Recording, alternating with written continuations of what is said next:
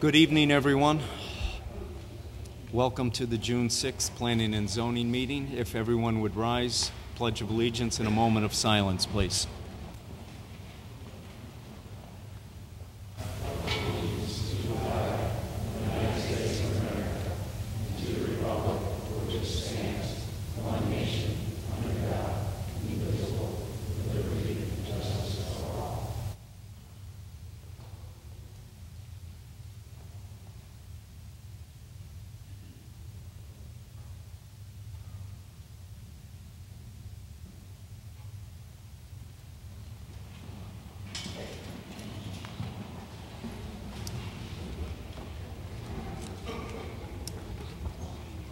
Again, good evening, everyone. Welcome to the June 6th Planning and Zoning Board. Sure. Good evening, everyone. Welcome to the June 6th meeting of the Planning and Zoning Board. If I could have attendance from my left, please. Richard Lutz. John Grant. Anthony Sutton. Carl S. Moore. Richard Verone. Tom Nickel. Tom Panzella. Jim Quish.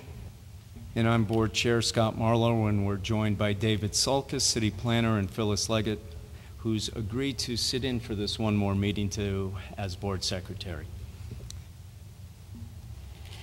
Okay, first item of business is new business, actually. Well, actually, what I'd like to do is ask the board to reorder the agenda on our public hearings. We'd like to take item 6, Eastern Steel Road, item 7, 186 Hillside Ave, item 8, 178 Seaside Ave, and put those before we reopen the hearings from our last meeting. Would that be acceptable? I'd like a motion, please. So moved. Second. All in favor? Okay, thank you. So first item on the agenda is new business, 200 High Street, zone MCDD, petition of architect George Wiles for site plan review approval to convert the carriage house of the Laurelton Hall into classroom and storage facilities on map 54, block 323, parcel 7, of which Academy of Our Lady of Mercy is the owner. Mr. Wiles.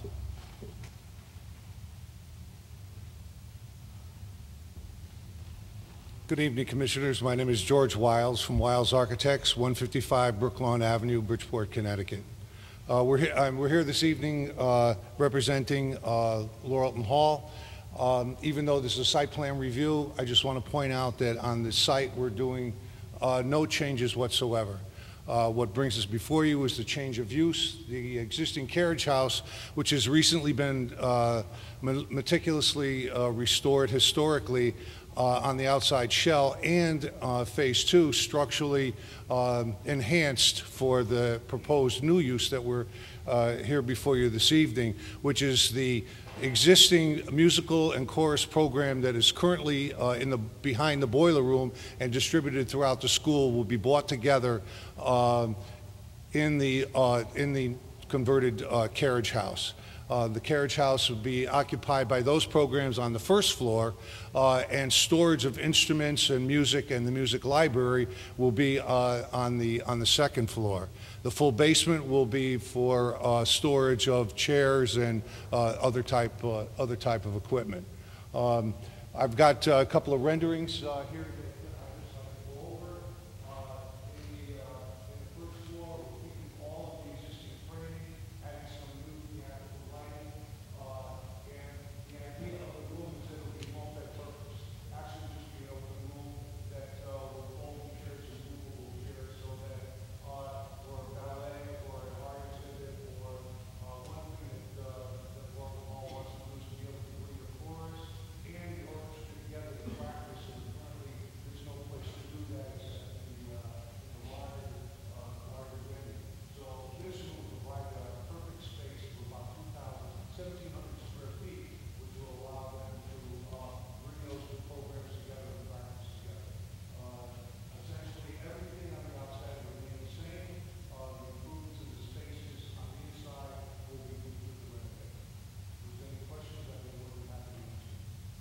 Thank you, Mr. Wells.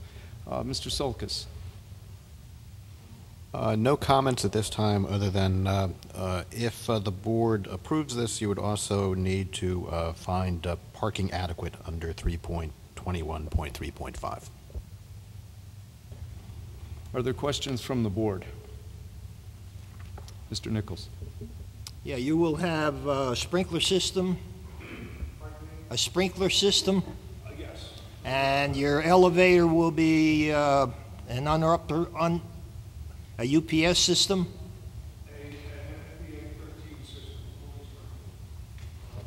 Thank you. Are there other questions from the board? Yes. Yes, Mr. In addition to practicing, do you see this facility being used for performances? Currently, that's not the plan, but I don't want to represent that that won't happen. If it were to happen, it would be on a small venue of something like 40, 50 people for string ensemble, a brass ensemble, something small of that nature. Possibly a lecture on a specialty. That's the type of venue that they were looking for here. Small group involvement. Another one. Will this facility cause there to be either more staff or more students that would require more parking? That's a good question. The facility is for the existing program, the existing students that are there. Currently, the music and the chorus is extremely popular at Laurelton Hall, which has a high participation. The room they're in currently is about, I'd say it's maybe 600 square feet. You've got 400 students that want to participate in the program. The scheduling is impossible. People get eliminated. This will allow for a greater participation and for the existing program. Are there other questions? Yes, Mr. Brown. Do you foresee the possibility that this would be open to the general public for any types of performances if that were to happen in the future? I can't say that that won't happen, but that's not in the plans right now. Right now, it's just for the existing programs, and as was mentioned by the other commissioner, that if there was something open to the public, it would be something on a very small 40 to 50 type of participation. The current site has 228 parking spaces. If there was a public use or it would be in the evening, it would be when the school wasn't there, so that there would be ample parking for any activity that would happen in this 1,700 square foot room.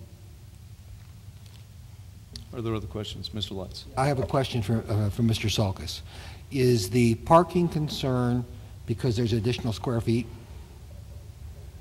I'm not saying that there's a parking concern. I'm just saying that you asked the right questions, and if there's really no increase in staff and no increase in students, although you're increasing the square footage of space there, you can find that parking adequate under the regulations.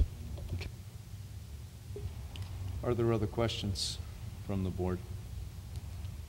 Seeing none, thank you, Mr. Wells. Thank you. Would the board like to take action on this? Mr. Barone. I'd like to make a motion to accept this as proposed. Is there a Second. All in favor? I'm sorry, is there any questions on the,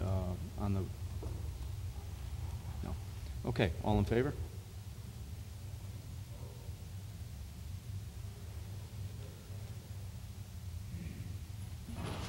All right, next item of business is our reordered agenda for public hearings. Will be number 631 Eastern Steel Road, also known as 285 Woodmont Road, Zone ID, petition of Stephen DeZalio for special permit and site plan review approval to establish an auto repair facility in an existing building on map 60, block 810, parcel 13, B1, of which Connor's property is the owner. Good evening. Good evening. My name is Stephen DeZalo, DBA Rays Gulf Service Station.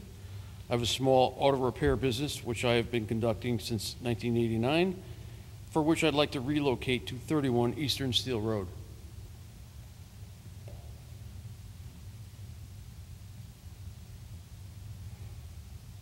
Would you like to just show, do you want to review the plan with us, or the proposed, what you're looking to do? I know you put together something that said basically what you'd be doing. Maybe if you could just share that with us. Sure. I do mostly small auto repair, tune-ups, brakes, exhaust systems, axles, all small stuff, nothing big. Floor plan is basically 2 lifts, small office in a zone that's been, in a building that's already zoned for auto repair. Okay, thank you. Mr. Solkis, do you have comments? It's very straightforward. It's in an existing industrial park. There are no changes to the site. All activities will be inside Mr. DeZilla's facility. Thank you. Are there questions from the board? Mr. Grant. I just have a question. How many vehicles do you generally work on at a time? Approximately 1 to 2 cars a day, depending on scheduling. I try to spread things out so it's not overburdened and there's not a lot of too much activity going on. You store any of them overnight or leave? Do I'm you sorry? keep any of them overnight? Sometimes I do, depending on the job, depending on parts ordering and whatever. If it is going to stay overnight, it will be. I keep the car inside, so it's not like it's going to be outside. Are there other questions?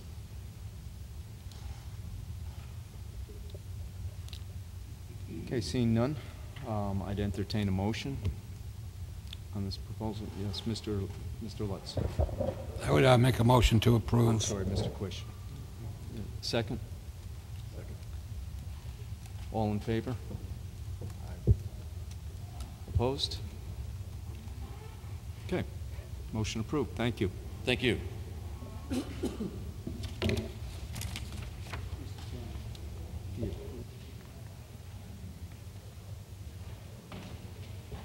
I'm sorry, unfortunately, I skipped this is a public hearing, so I do want to open that to public comment, and that was my fault.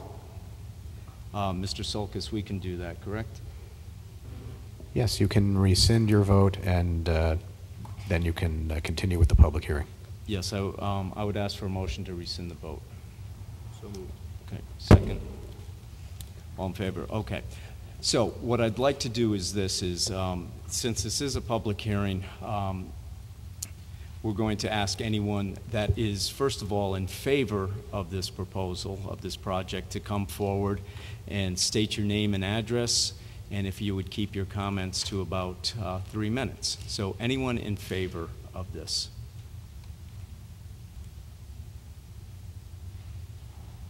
All right, seeing none. Anyone that is opposed to this project? Again, anyone who's opposed, if you would come forward, state your name and address, and keep your comments to about 3 minutes. All right, seeing none, we'll close the public hearing, and I would ask for a motion. Mr. Quish. I'd move to approve.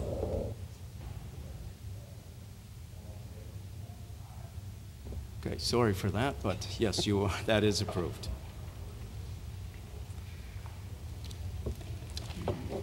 Next item on the agenda is 186 Hillside Avenue, Zone R5, petition of Mitchell Quinter for special permit and site plan review approval to establish an outdoor patio on map 59, block 736, parcels 11 and 12, of which Mitchell Quinter is the owner.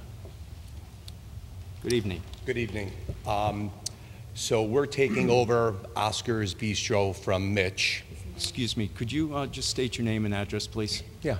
Richard Jerzyk, 23 Hedgefield Court, Orange, Connecticut. Okay, it's Frank Basil, 92 Balance Rock Road, Seymour, Connecticut.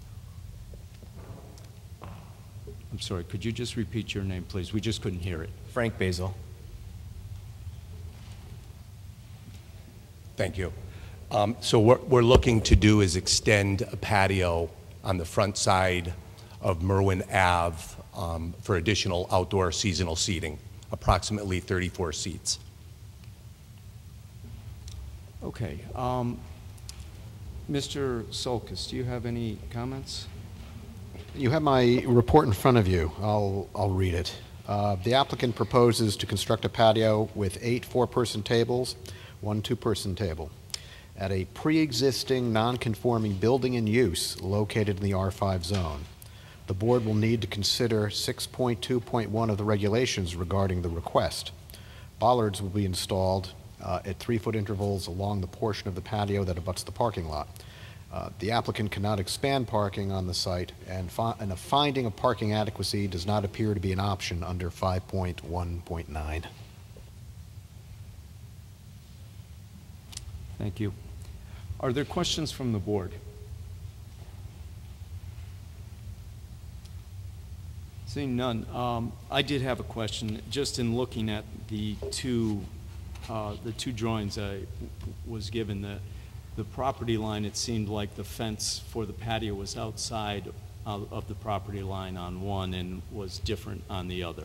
Right. So when we submitted the original plans, when I was having some meetings with David at the office, we noticed that on the original drawings, the fence was actually on the city property line.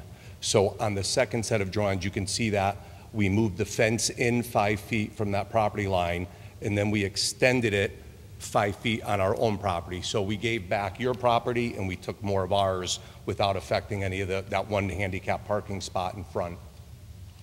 Okay. Are there any other questions from the board? Has the, I guess another question would be, has the fire marshal reviewed the plan? The plan is... Well, I'm just wondering about egress out of that fenced area. I mean, it has an exit from inside the restaurant to go onto it, and then it has an opening to leave the patio into the parking lot. Like it's on the plan, you can see where you can walk into the restaurant or you can walk out of the patio. Okay. Yeah. All right. Mr. Chair. When this was originally reviewed last year by the fire marshal, they approved it with conditions. They have a laundry list of conditions that would have to be met, but they did approve it with those conditions. Okay. All right. Is there any other questions from the board? Yes, Mr. Quish. Yeah, question for staff. Could you elaborate on the parking that you mentioned earlier? The parking that they have is the parking they have. There's no opportunity for anything else because they're basically looking to expand the use, although seasonally outside. One of the things you have to consider is, does it make a difference? Because there's no parking, and also being it's a non-conforming building in use in a residential zone, you have to consider whether or not you even want to allow the patio because of that.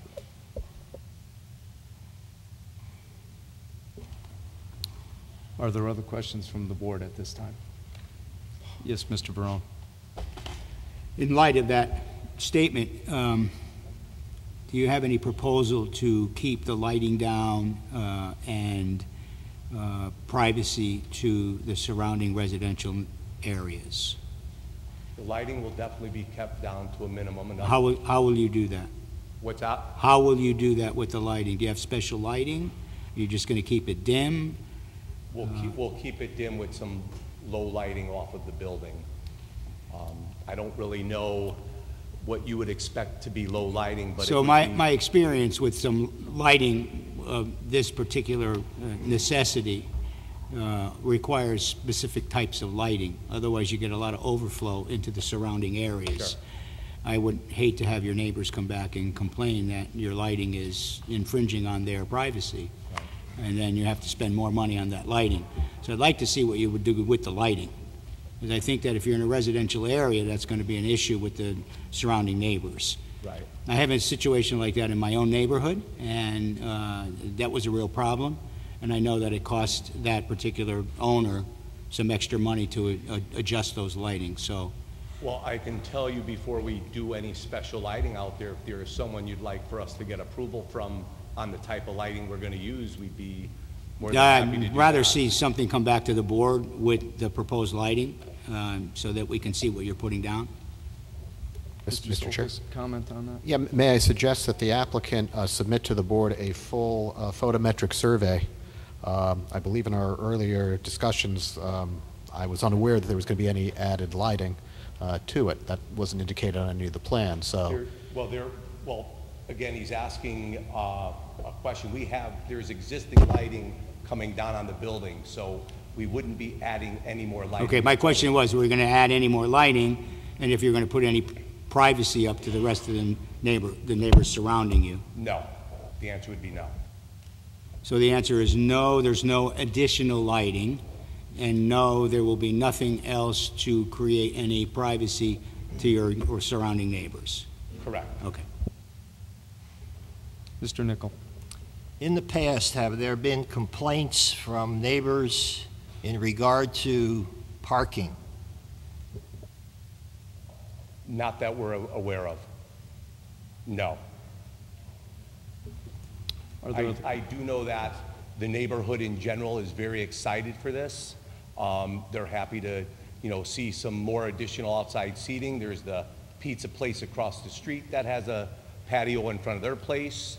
Village Bistro just opened up down the street, taking over the beach house. They have, I think, over 100 seats outside in the neighborhood. So, there's definitely a lot of excitement for this patio to go in. Thank you. Other questions? Mr. Lutz. Yes, will you have entertainment outside? No, the entertainment, if anything, would be as is inside in the bar area. Would you have any problem if we attached a condition to your approval saying that there would be no entertainment outside? If you gave us an approval, sure. Okay. Would that be music as well as far as speaker systems, or so nothing at all?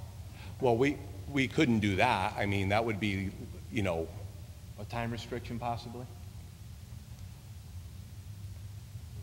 So let's clarify now. Are you saying that you want to put speakers outside with music?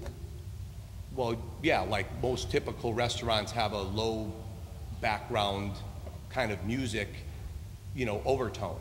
Not that we're going to, yeah, we want to have music out there, but we're not going to have a gentleman or a three-piece band outside, banging on, amplifiers and stuff like that. I would not be in favor of that, okay? And you're in a residential neighborhood. Well, I wouldn't expect it to be much louder than a car passing by the restaurant. I think it would be more to buffer those kind of situations than it would to, be a loud vibe of a sound, just to kind of buffer some of that. Standing outside of that restaurant, you do kind of get some of that, so we just want to relieve the guests from that experience. Excuse me, can you talk into the mic? Sure.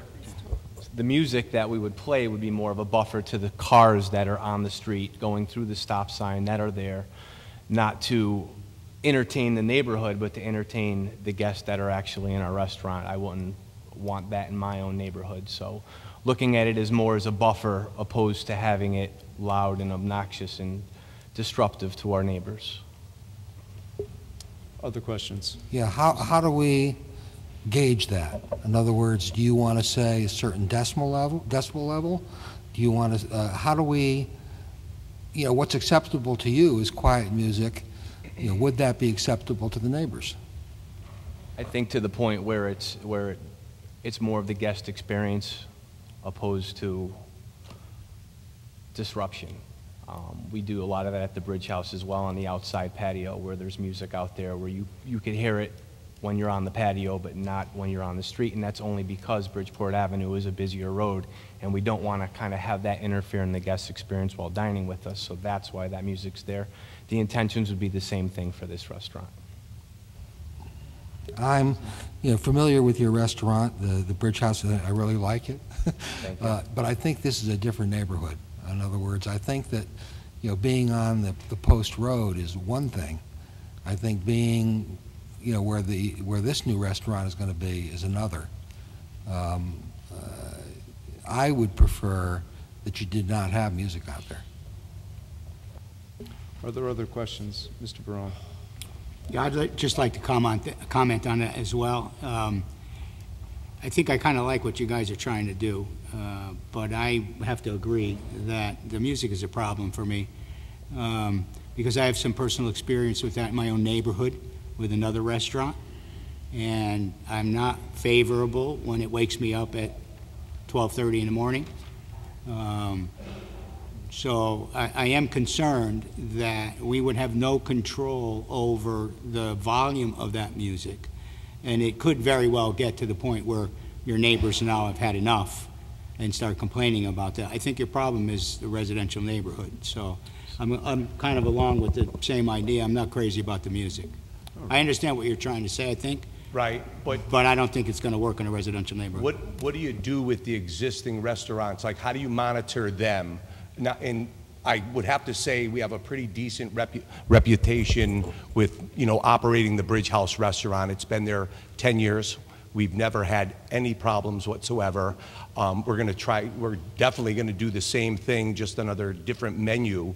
A friendly neighborhood style restaurant where people can walk to, get, a inexpensive, good meal. We're just trying to kill, like Frank had said, the road noise. If we were to get out of control, first of all, it would be no good for business. The police would be there. It's not a nightclub. It's a neighborhood family restaurant. If I knew there was a way, like you guys said, well, this place, this is how we monitor it, and then if it's, that's where it has to be, that's fine, but it's like trying to tell us to not have any kind of background, low-key noise canceling of other distractions. So we're just, we're going to play, we want to play music, but we can't have no music. There becomes a point when, responsibility of a business owner, especially in a residential neighborhood, has to come into play somewhere along the way. Would you consider some kind of boundary? So we see on I-95 there's fencing and walls up to eliminate or kind of redirect some of that sound coming off the road. Would you guys be interested in researching a way that you might be able to do the same kind of an idea, maybe with some plantings or something around your deck that would try and contain some of that sound? Well, it's interesting you say that. We do have, again, obviously there's a proposal on for just a regular fence there.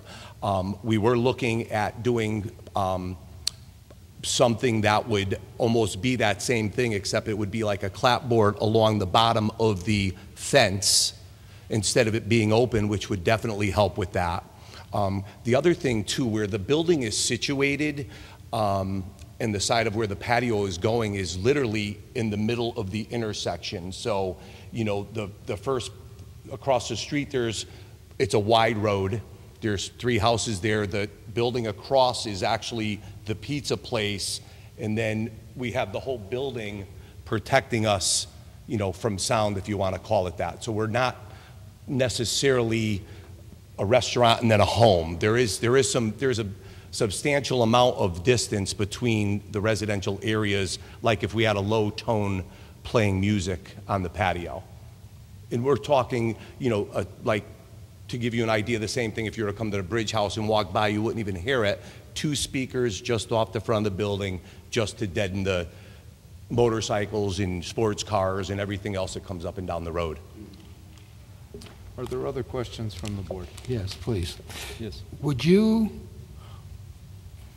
Could you come back to us with some kind of a proposal of how this could be somehow measured or controlled? I don't want to be rude, but we're talking about small patio outside with some music playing on the wall. We're not looking to do concerts or music venues.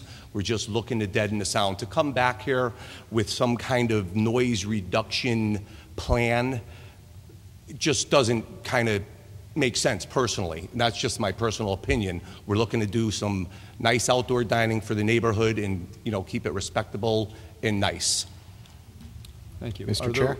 Are there other questions from the board? Mr. Barone? Mr. Chair? Yep. Mr. Sullivan? A question for Mr. Lutz, maybe. Are you saying they should perhaps come back with some sort of planters that, you know, would have, say, tall, you know, bushes, 6 foot, 8 foot bushes that could, you know, perhaps deaden the sound to some degree, you know, along the roadway?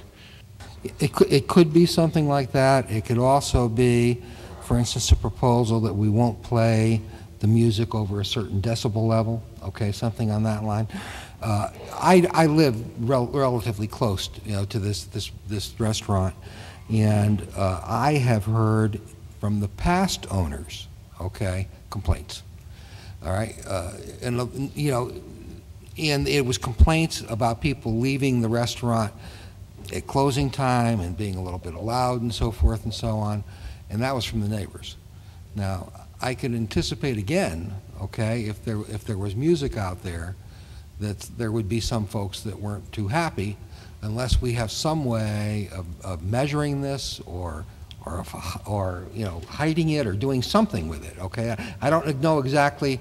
In other words, I'm not comfortable just leaving it open the way it is. And just for informational purposes, if they come back with, you know, a proposal that says, you know, it won't be more than, you know, 15 decibels, I'm just making that up. From a planning and zoning perspective, we wouldn't have a way of checking that. We don't have the equipment to verify that. Mr. Lutz? Yes, Mr. Barone. I just have a comment. I don't want you to think that we are questioning your honesty or integrity. I believe the board fully understands that your intention is to keep that music to a decent, respectable level. I think our issue is that you're in a residential neighborhood and it creates certain situation that's a little bit different than what you have at the Bridge House. And we need to look for long term.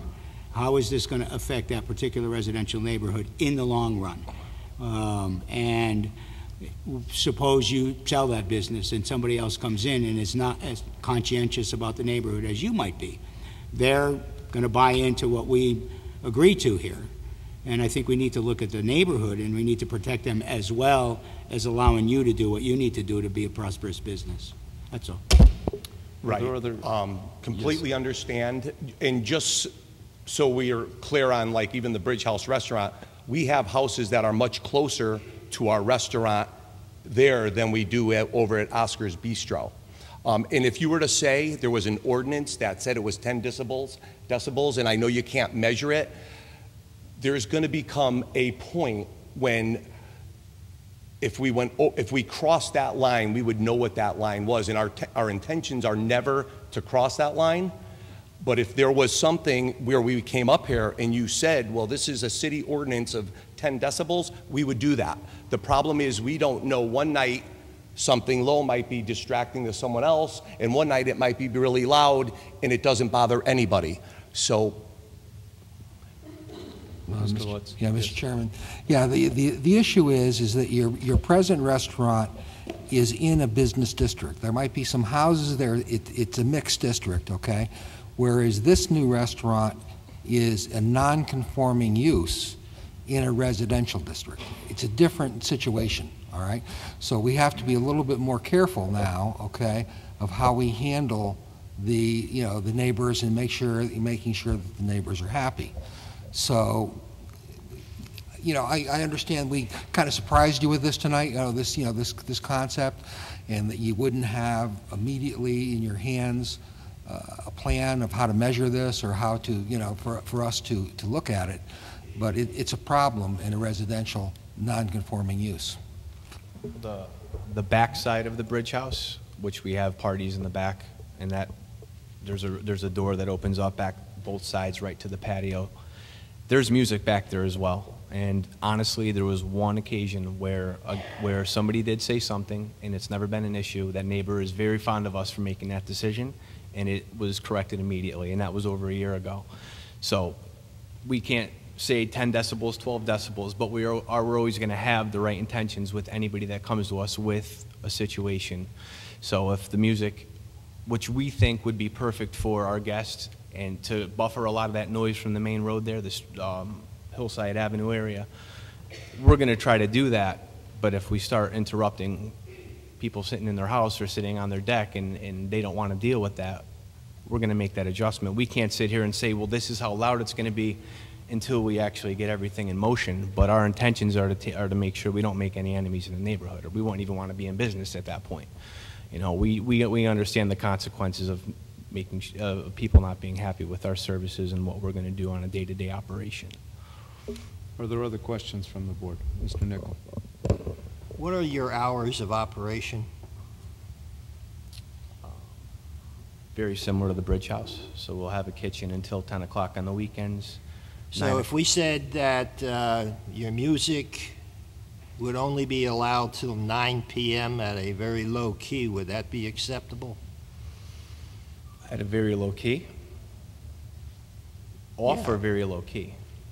Low key music, no Absolutely. blasting, so No, that no, no. the neighbors would know that at 9 o'clock it's going to stop. I couldn't say that it would stop, just because if you have 15 people out there, 18 people out there, and they're enjoying themselves and you cut the music, I don't know if there's anybody in this room that would, you know, shift their mood of the experience. I mean, the business is an experience, and that was part of the experience.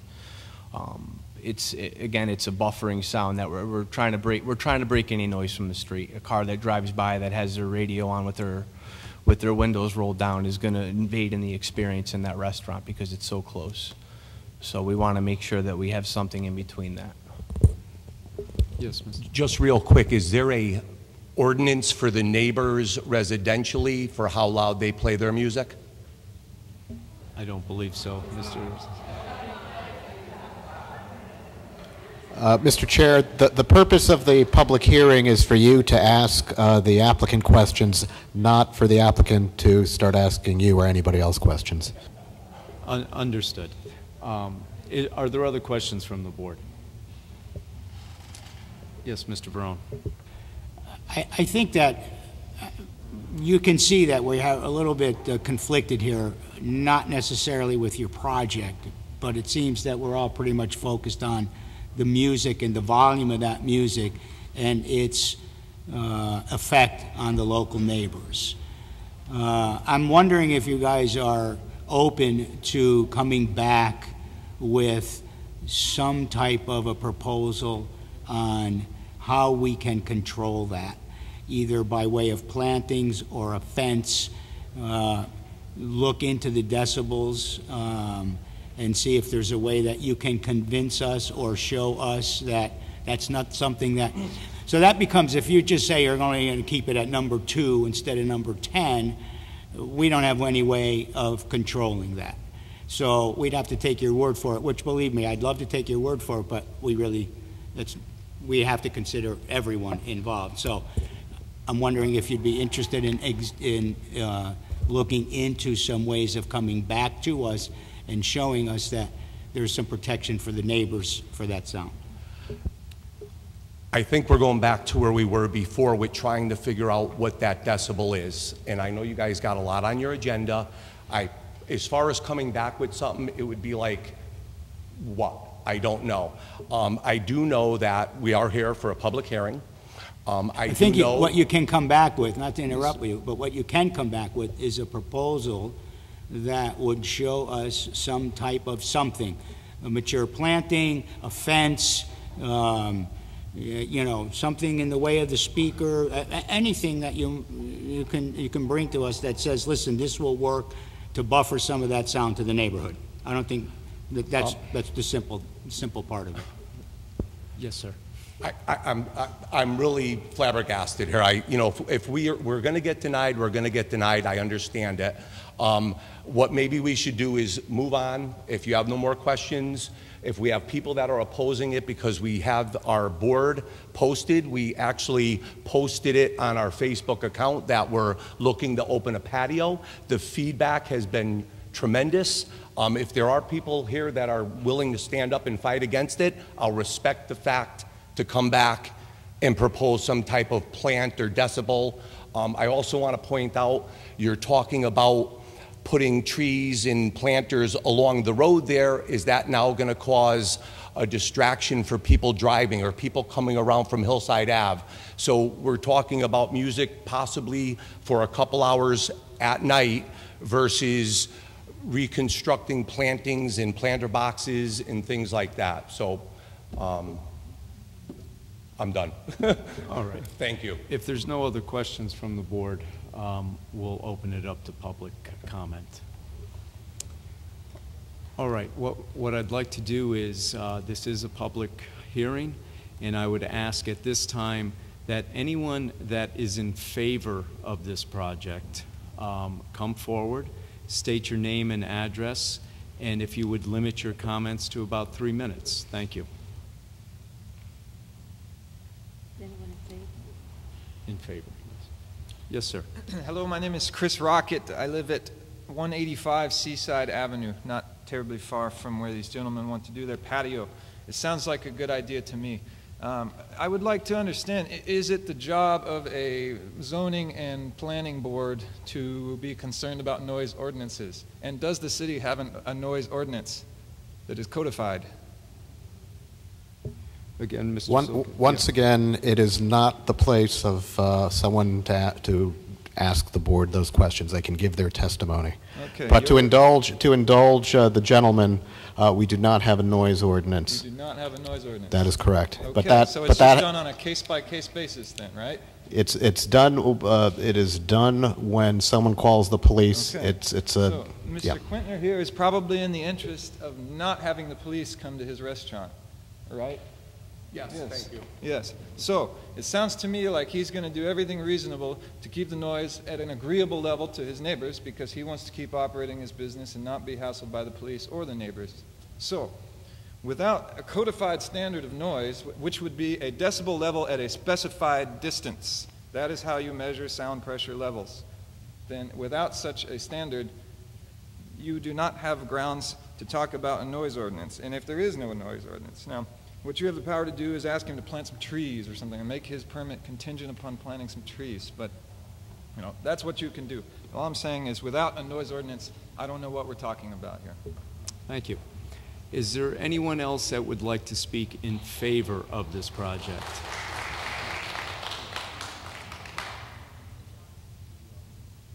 Again, anyone else in favor of this project? All right, at this time, I would ask if there is anyone that is opposed to this project happening. Again, if you would come forward, state your name and address, and limit your comments to about 3 minutes.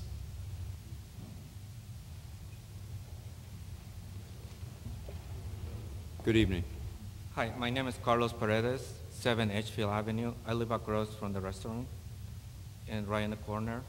It's very nice, the project you're doing. The restaurant looks like it's going to be very nice. Sir, you got to speak to the board, not if you could address your comments to the board. They're doing a please. Great job changing the look mic, of the please. restaurant. I praise that. But I agree with you guys with the noise. Sloppy Jose used to have an outdoor party every Cinco de Mayo. My bedroom is right across the street. I can hear them even talking. There was no music outside, but people talking. Right now, when they're getting to their cars and they're starting conversations outside, I can hear them. So my other concern is there is documented accidents on that street. They added another stop sign because people just fly around. There's documented accidents where they totaled my neighbor's car that was parked right on that street. Another car went into the post in the corner, and another car ended up in my house, making a hole in the whole wall. So I'm worried about having people out there. If there is no offense protecting them for security, might be an issue there too. And the noise, I agree, there should be some noise reduction at one point, and the time also. If you guys approve this, it should be a commitment that this will end at a certain time. The restaurant that is the Seaside Pizza Place, they close at 9 at the outdoors, and there's hardly any noise that we can hear after that. So that will be something that we need to also consider when they're going to stop. Because if not, I really don't think that we can come an agreement on this. And if you guys would like to come to my house and listen, yes, people walk on their parking lot and talking, you can hear them. So that's all I can say. Thank you, sir. Thank you. Is there anyone else that would like to speak against this?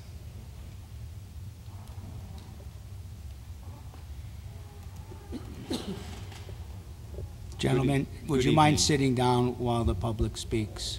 Sure. Thank you. Good My evening. name is Sonia Goldberg.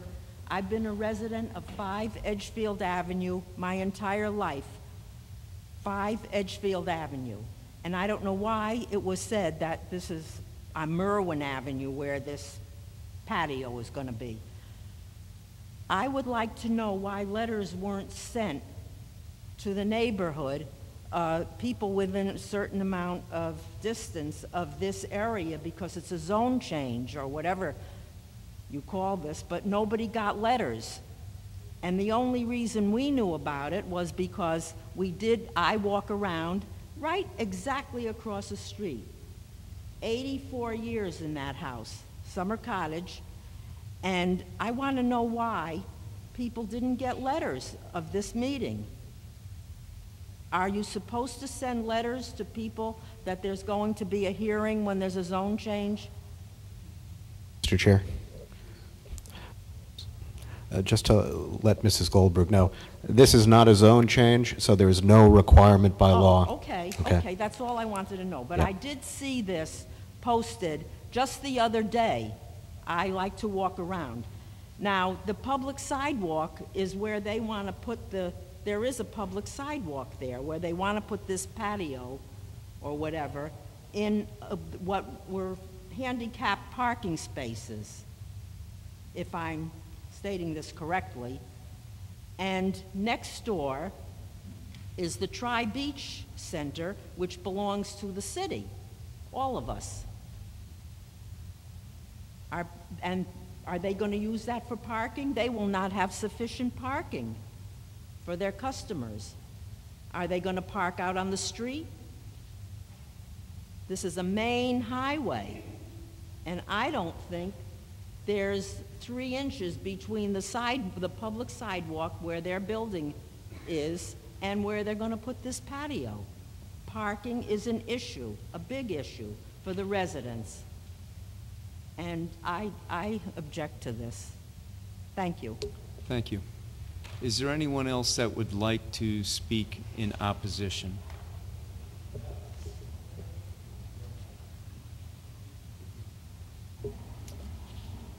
Good evening, sir.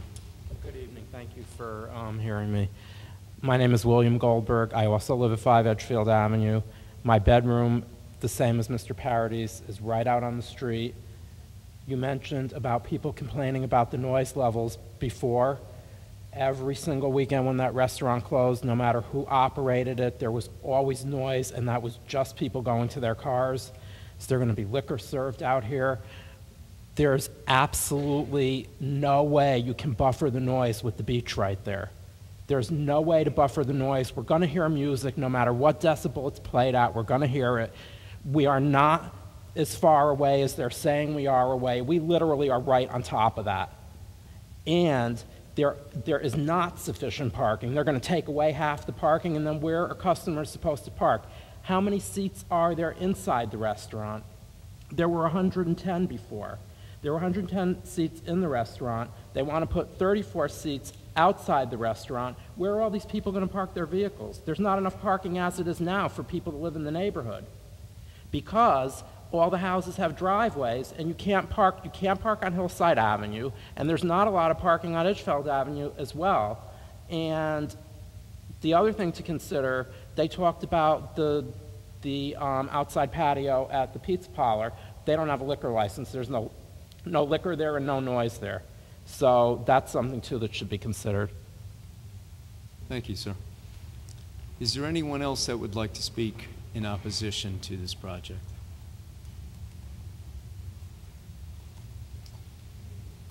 Seeing none, at this time the applicant has the opportunity to respond to any of the comments that were made. So if you would like to.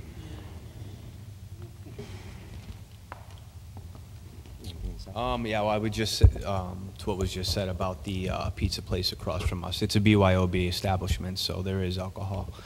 And again, I've been doing restaurants my entire life. My intentions are always customer service, to give a great experience, and also be successful and profitable, to continue business for a very long time. My intentions, Rick's as well, are to give a great experience and to have a great run over there and do all we can do so people don't have to leave Milford or even that side of Milford in order to have a great experience.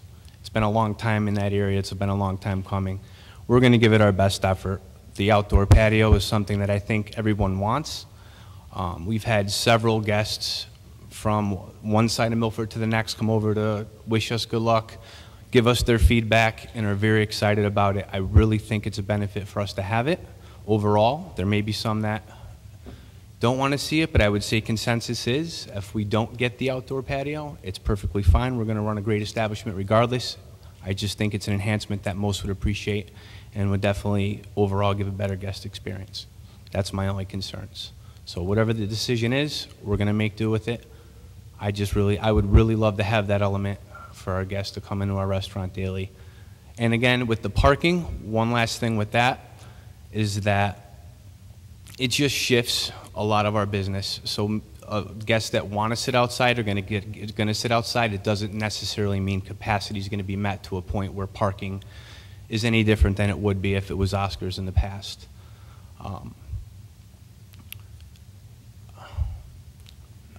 You're not gonna find. I would love to see that restaurant as busy as it can be, but 9 out of 10 times you're just giving your guests the option to sit outside opposed to sitting in the restaurant. So there's a lot of homes, condos, apartments in that area where many people can walk to that restaurant. And speaking to a lot of guests that have come into our restaurant, that's the thing. It's going to be great to be able to walk across the street, walk down the street. Walking distance is a big deal. And I think we can keep a lot of people safe in the neighborhood opposed to getting in a car and spending their money elsewhere and keeping in Milford because we have that experience that we can give to our guests in walking distance. Thank you.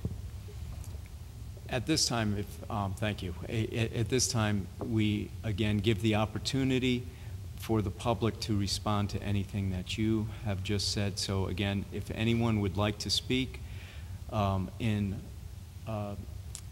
for this project, I would invite them to come forward and speak to anyone for. Okay, again, anyone that is in opposition to this project, if you would want to respond to something that the applicant just said. Yes, sir.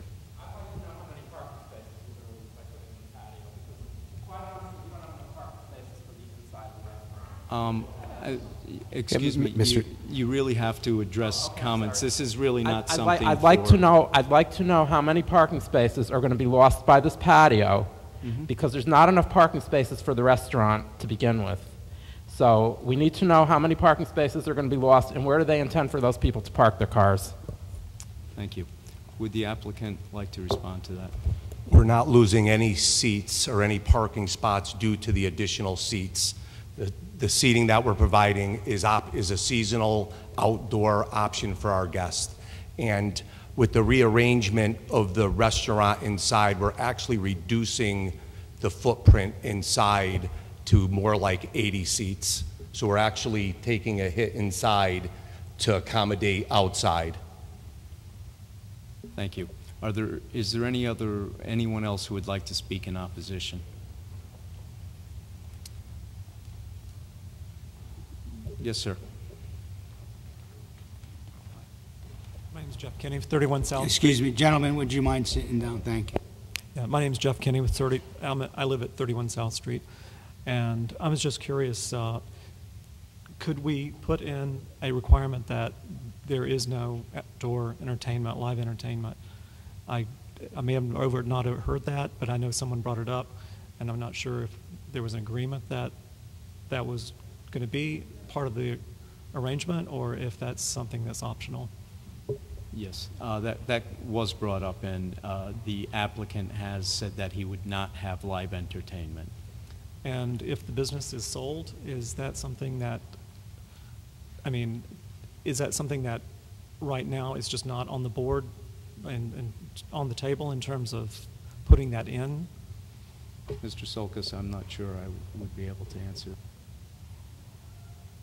Again, it's not for people to come up and question the board as to what's going on with the applicant, and not to be disrespectful to this gentleman, but the format of the hearing is you had the applicant present, you had people who spoke against, you can rebut. This is not a rebuttal to anything, so actually under our rules for public hearings, this gentleman actually shouldn't be here speaking and asking questions. Thank you. All right. Okay, thank you. So is there anyone else that would like to address any of the comments that were made by the applicant? Mr. Chair, Yes. just to point out, these are rebuttals. People can only come up and rebut the comments of the applicant. We've already heard from the applicant.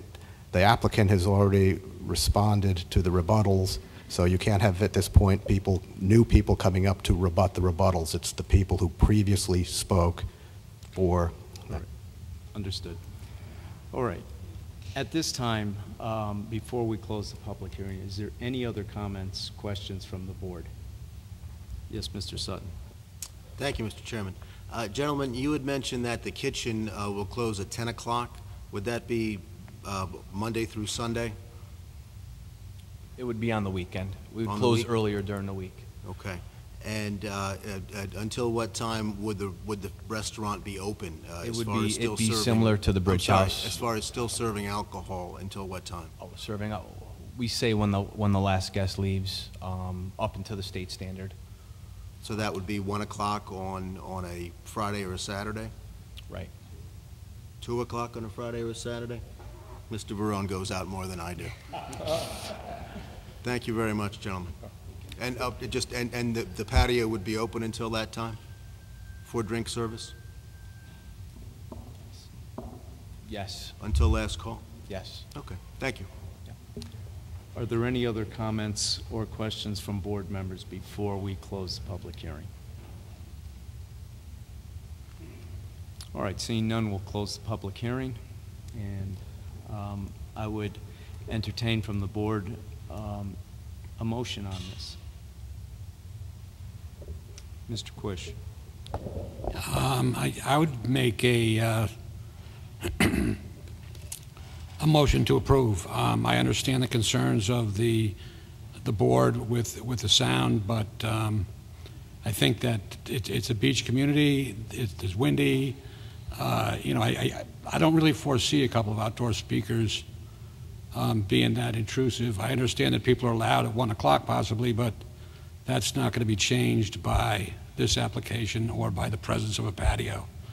I think it's a great addition to the beach down there, and I think the point that it is a very walkable area, and there's a lot of density in that area, and you'll find that that a lot of people will walk. So I'm in favor of it, and I would make a motion to approve.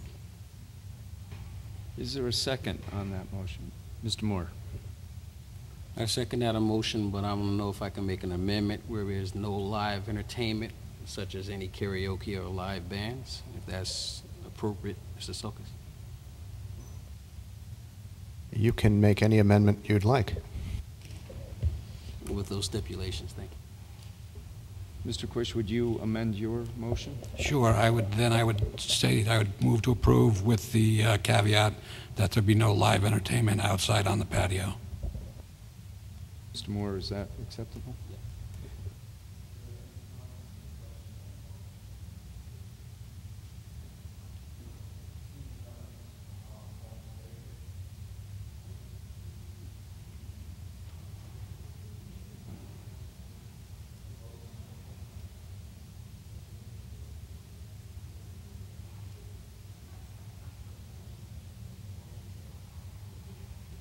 Motion carries.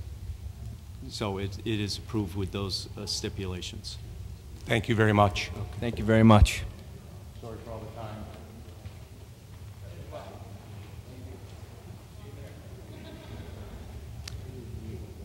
All right, next item on the agenda is item 8, 178 Seaside Avenue, Zone R 12-.5, petition of Thomas Lynch Esquire for special permit, coastal management, and site plan review approval to construct 12 residential units under Connecticut General Statutes 8-30G on map 35, block 434, parcel 8, of which GAMS LLC is the owner. Yes, if I stamp it in though, so want me to stamp it in first?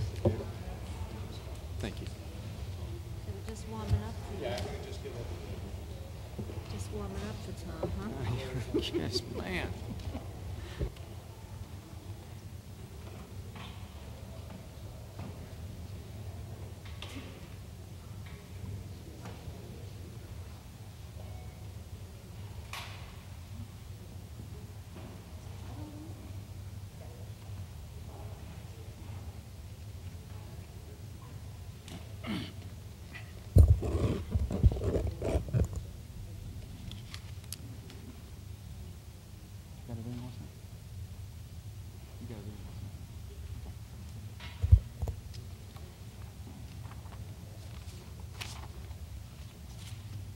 Are we short one?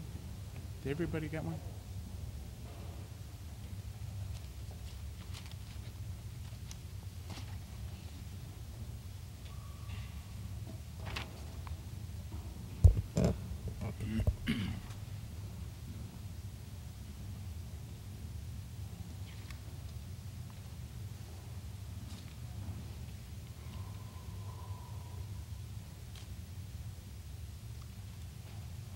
Mr. Lynch. Thank you, Mr. Chairman. Good evening. Just for the record, my name is Thomas Lynch. I'm an attorney with the law firm of Lynch, Trimbicki, and Boynton. My office is located here in Milford at 63 Cherry Street. And I'm here tonight with my client, GAMS LLC, and its principals, Angelo Lisi and Greg Field. My clients have been before this board on many occasions. They've spent the last 35 years constructing homes and other developments here in Milford. And we're before you tonight with an application, actually 3 applications, one of which is a application for a special permit, secondly, a application for site plan approval, and thirdly, coastal area management approval for the development of a 12-unit multifamily project on the property located at 178 Seaside Avenue.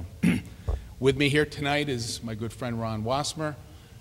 Ron is the principal of Connecticut Civil Group, who has prepared the site plan that he's going to go through the specifics of with you in a short moment. And David Spear, who has appeared before this board on numerous occasions, is a traffic engineer who has presented a traffic study of the effect that the traffic emanating from this property will have on the area. So to begin with, this application is filed pursuant to the provisions of Section 830G of our Connecticut statutes. It's commonly referred to as the Connecticut Affordable Housing Statute. The Act, as you all know, allows applications such as this to be presented in a municipality where less than 10% of the housing stock is dedicated to the state-defined affordable rental scheme. And one of the handouts that I've given to you tonight, and we're going to go through shortly, is an affordability plan that was prepared in accordance with the current state median income numbers, and going through the provisions of the statute will show you how we arrive at the rental for these one-bedroom units. The statute also sets forth a scheme of providing certain rents for those who earn 60% of the state median income and those families that earn 80% of the state median income. And with this 12-unit project, there's going to be 4 units that are set aside, 1 in each of the 4 buildings as shown on the site plan, and 2 of them will be designated as units to be rented to those families meeting the 80% guideline and 2 units to those families meeting the 60% guideline. We've all seen the news recently that there's some proposed amendments to the statute. There was a recent House bill that was passed last week in the Connecticut legislature. Our Milford delegation has worked diligently to try to make some amendments to that statute, and I commend them for that. But however, we're submitting this application to you tonight in accordance with the statute as it exists at this time, and that's something that I want to stress throughout my presentation to you tonight, that this application meets all of the statutory definitions as it relates to public health and safety. We're going to go through all of the reports that we've received from the city departments, and there's nothing in this application that we're going to present to you tonight that will affect negatively public health and safety in the area of Seaside Avenue as it relates to the development of these units. The property is approximately 3/4 of an acre in size. It's some 31,000 square feet, and it's located in the R12.5 zone. The property currently has a dilapidated single-family residence that was constructed in the early 1900s. The property is in a total state of disrepair. There's a detached garage that's about ready to collapse, as well as a shed on the property. The area is clearly in a area that I would term a mixed bag of zoning classifications. The property is some 4/10 of a mile from the Milford Green and the Milford train station. And in other applications that I've presented to you, such as my client's current development under construction at 14 Gulf Street, we've cited the fact that irrespective of the statutes allowing a avoidance of the specifics of the zoning regulations, that this project or a project such as this located in the downtown area meets the standards of our plan of development. It also meets the standards of the Plattis report that was put together for Milford back in the early 2000s as encouraging development of multifamily residential units in the downtown area. These units, coupled with others that have been developed in the area of the Green, support the downtown businesses. They support the restaurants and the shops, and it's clearly compliant with the Plan of Conservation and Development and the spirit of the Plattis report that I mentioned to you previously. My client, as I said, is currently in the development of 22 units at 14 Gulf Street. The currently constructed units are fully rented. They're attractive buildings with stone facades, granite counters, stainless appliances, and this property will be developed in the same manner. In terms of other zone classifications in close proximity, as I mentioned, it's the 4/10 of a mile from the MCDD zone, as well as close to the R75 zone, which is across the street. The westerly end of Seaside Avenue has a 20-unit condominium development at 214 Seaside Avenue. At 214 Seaside Avenue is the development that this board approved. At the other end of Seaside Avenue, at 104 Seaside, is the 20-unit Driftwood condominiums in close proximity of the site. The site plan itself, Ron is going to go over, but as I said, there's going to be 4 buildings, each with 3 units. Each unit is going to have approximately 910 square feet in gross living area, all with 1 bedroom. They are going to be developed in just about the same manner as the units that are being constructed right now on Gulf Street. Now, I handed out to you a public hearing exhibit. The first section of that exhibit cites the statute itself, so I wanted to have you, again, have that for reference purposes as you consider this application. The second tag item on there is the affordability plan that my office prepared in accordance with the statute, and I would direct your attention to pages basically 5 and 6, where based on the current family median income in the state of Connecticut as $91,600, that the median rent, the median income would come up with a one-bedroom rent for those that are earning at 80% of the state median, a rent of $1,150.40 per month, and for those earning at the 60% level, the rent would be $910.63. These are affordable rents, not low-income rents. The renters in these projects are typically single individuals that are starting out with their first jobs. The incomes are in the range from $50,000 to $60,000, and clearly these projects that have been promulgated and developed in Milford have been successful. My other clients that have developed these projects find that as soon as they can get these buildings built, they're rented out fully. The last thing that I had in the handout to you was the summary of all the department reviews. I received David's administrative summary this afternoon. There's a couple of items that Ron will address in his comments. But basically, there was an issue as to the lighting levels emanating from the front light pole, which Ron can address. And David's report also showed that we hadn't received a report from the Traffic Commission. At last month's meeting of the Police Commission, there was comments relative to the fact that the garbage trucks going onto the property would constitute a safety hazard backing out onto Seaside Avenue. If you flip to the first page that I've provided to you from David's summary, it's a letter that my client received from Nick's Carting, is the company that's going to be doing the refuse collection on the property. And if you see that letter, it shows the small truck with the lifter in the back that is going to be utilized to service removal of the garbage and the recycles on site. Angelo submitted that to Sergeant Davidson of the Traffic Division today, and David noted that there's still a report coming from the police department, but Sergeant Davidson did relate that with this evidence, the negative comment that he had from the report that was submitted last month is going to be removed, and he's going to have a favorable report to submit to the Police Commission. The other department reviews are noted on here. We received approval from the Sewer Commission on March 22nd. We also had the plans reviewed as required by the Fire Marshal's Office. Marshal Begley on April 18th submitted a memo to my office. Again, copies are here and in the zoning file, but the Fire Marshal has reviewed the plans.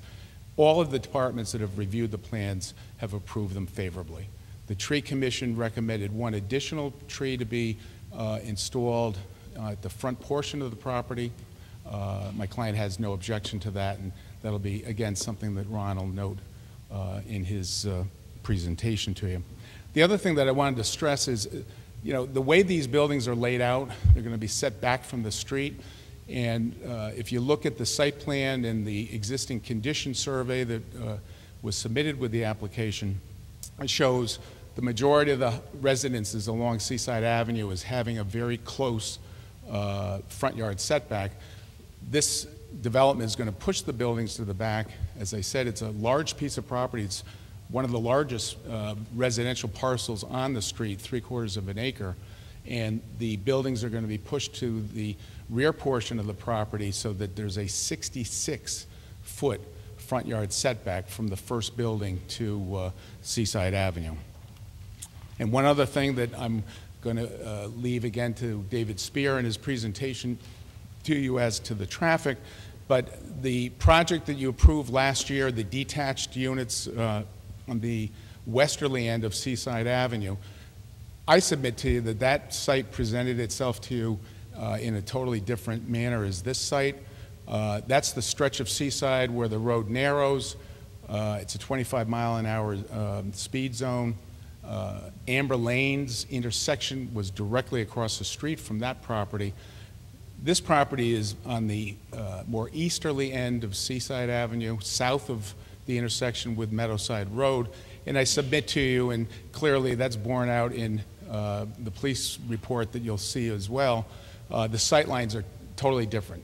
From Meadowside Road traveling east on Seaside Avenue and coming up Seaside from Broadway, it's a complete straightaway. The sight lines are perfect, and again, I think this site presents itself to you in a different light than the one that you approved last year on the other end of the street.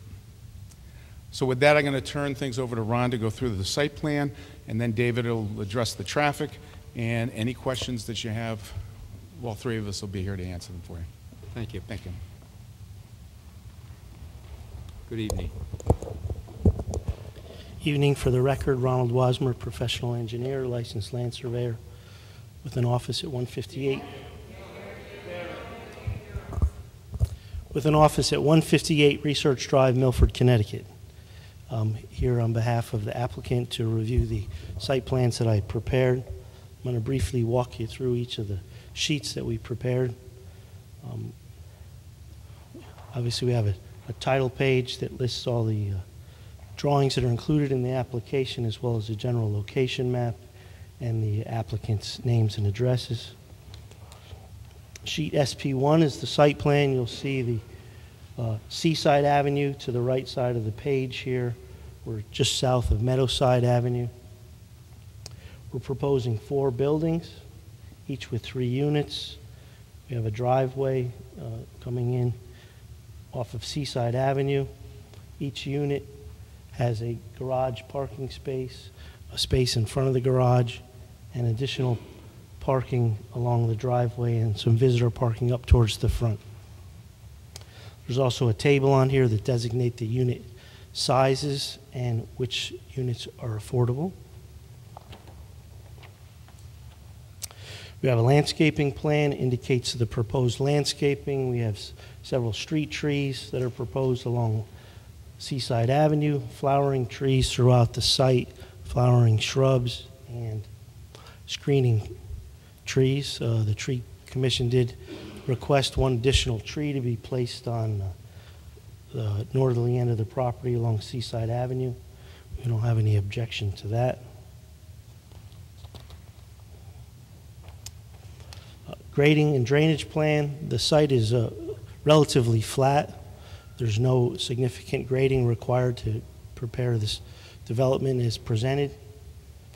We have on-site storm drainage. A report was submitted to the city engineer in accordance with the engineering policies for the city of Milford, and we received a favorable review on his.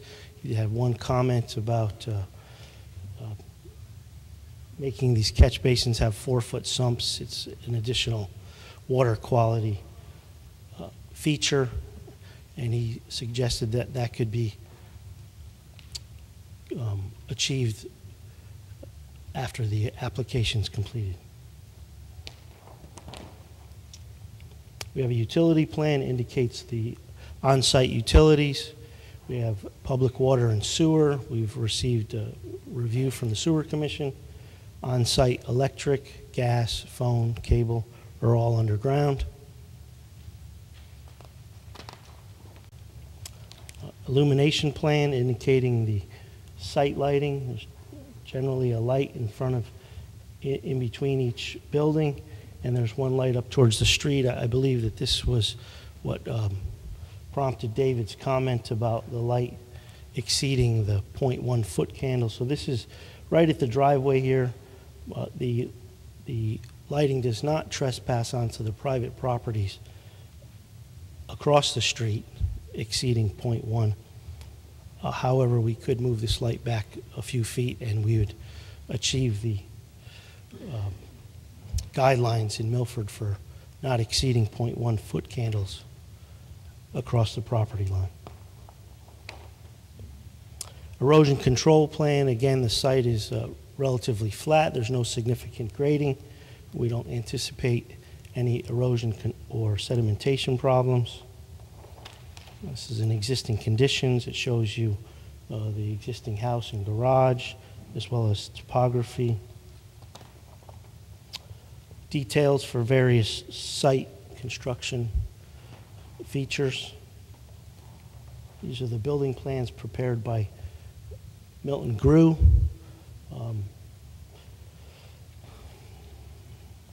These buildings are identical to the buildings that the applicant is constructing on Gulf Street, 14 Gulf Street, as Tom Lynch indicated. 3-story buildings. We have a stone veneer along the front of the building as well as the front adjacent to Seaside Avenue.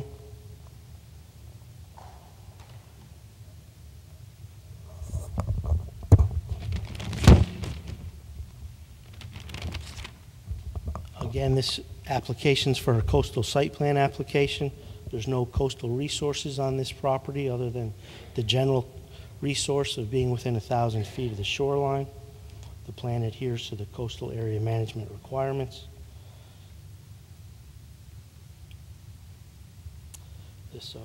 When we originally discussed this project, we did have 5 buildings proposed on this. There was an additional building closer to Seaside Avenue, and the applicants chose to remove that building. This concludes my portion. I'll be happy to answer any questions at the appropriate time. Thank you. David Spear, the traffic engineer, is going to come up and present his report.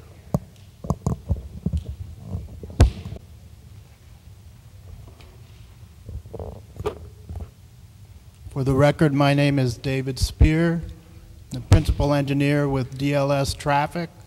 My office is in Windsor. We were asked to look at this application from a traffic engineering point of view. Our study included a review of existing conditions, background traffic, accident history, sight lines, and we did a volume development of the background and projected traffic and combined volumes and capacity analysis. I'd just like to briefly go through the study and my conclusions. The proposal is for 12 townhouse units, and they're on Seaside Avenue, which is 26 feet wide. It has 2 11-foot lanes in each direction with 2-foot shoulders. Posted speed limit is 25 miles per hour. We observed roughly 34, 35 miles per hour actual travel speeds, and we do have some speed counts in the vicinity of this site which confirm that speed. The intersection site distance measured from the proposed driveway was over 450 feet in each direction. Based on the observed and measured travel speed of 35, well, it's actually 34, but 35 for round numbers, the CONDOT guidelines require or recommend 390 feet of sight distance in either direction. This is actually, although it's a lower volume, slow speed road, it is a state maintained. If I could ask the public just to listen to the report, please. Thank you. It is a state-maintained road. It's designated as SR 737. The accident history was obtained from the DOT, and their accident records are actually much better than they used to be and more up to date. The accident history, the latest 3 years was 2014, 15, and 16. In that time period, in the vicinity of the site, there were 2 accidents, 1 rear end, 1 single car accident, both property damage only, and you know, slow speeds, you would expect fender benders, and that's what they were. They were all due to driver error. One was due to snow conditions, snow and slush, somebody driving too fast for conditions. The rear end was somebody following too closely, rear-ended a vehicle in front of them.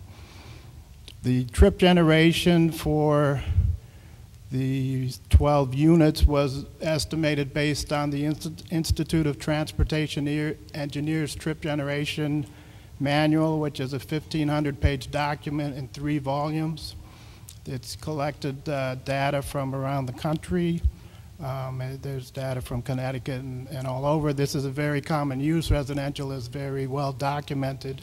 townhouses are well documented. The trip generation for 12 units is projected at 9 trips during the morning peak hour and 11 trips during the afternoon peak hour. That traffic was distributed to Seaside Avenue based on existing travel patterns, the splits going by the site now. We looked at the AM and PM peak hours, which are the commuter peaks, which is generally when this use would generate any traffic. These volumes are extremely small from a traffic engineering point of view. Normally, this type of application would not even warrant a traffic study. The primary reason we have one here is because it's affordable housing, and we know it's somewhat controversial. The level of service, well, let me back up one more item. The projected background traffic was included growth in background from the current count year, which was 2017, to the design year with a 2% annual growth rate, which is actually a little bit of a high estimate. And we also included the background, in the background numbers, projected traffic for 335 Meadowside Road, which was previously approved and is approximately half occupied at this time. And we included also 214 to 224 Seaside Avenue, which was approved at 9 detached units. We took the traffic from that and put it in the background. So we projected up the numbers, including all other developments. These developments were identified by your planning department, and they were the ones that they thought we should consider. We put all the traffic into the background numbers. We then added our site traffic, and you add those up and you get the total traffic for the design hour volumes for analysis. The level of service calculations were done at the study intersections, which included Seaside Ave at Meadowside and Seaside Ave at the site drive. The analysis shows level of service C or better for all movements at both intersections during both peak hours, without and with site traffic. So in conclusion, based on review of existing and projected conditions, we find that there's no significant impact to area safety or traffic operations, and we've documented that in our traffic study. So I'll be available for any questions. Thank you. Attorney Lynch, is that?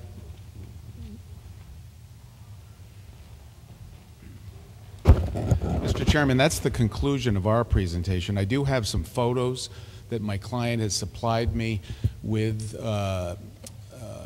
of the interior of the units that are being constructed on Gulf Street, just so the board can see, you know, the quality of the construction that's going on that site, as well as the facades outside.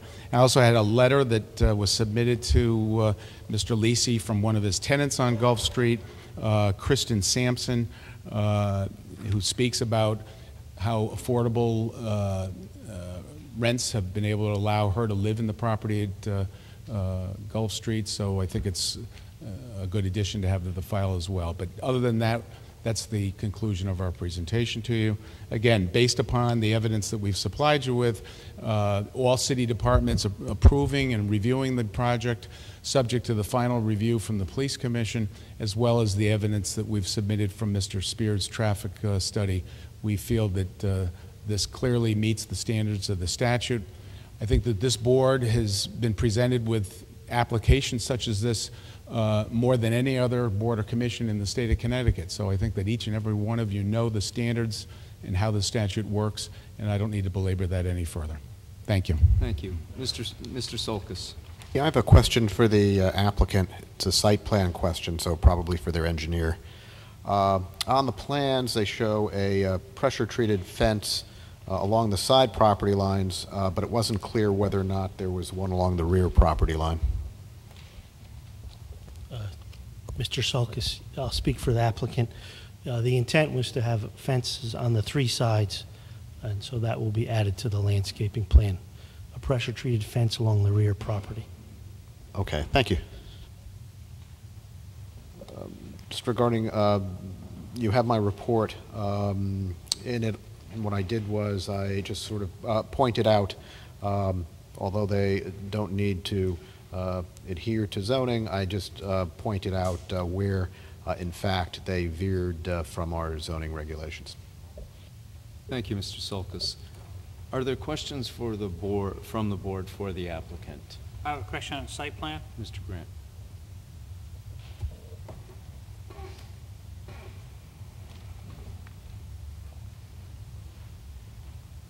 I noticed that the site drainage is all on the south side of the site, and from the topo lines, it shows that basically the site is sloping towards that property that's on the south side. I didn't see any curb along that area to prevent water from, if it overflows the drainage, to get into the property next door. Is there Yes, there is a any curb. kind of a berm or anything going to be done with that?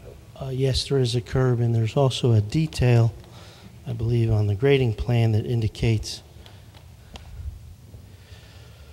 the southerly property line and a curb, and it grades away from our proposed grades, pitched towards the center of our parking lot.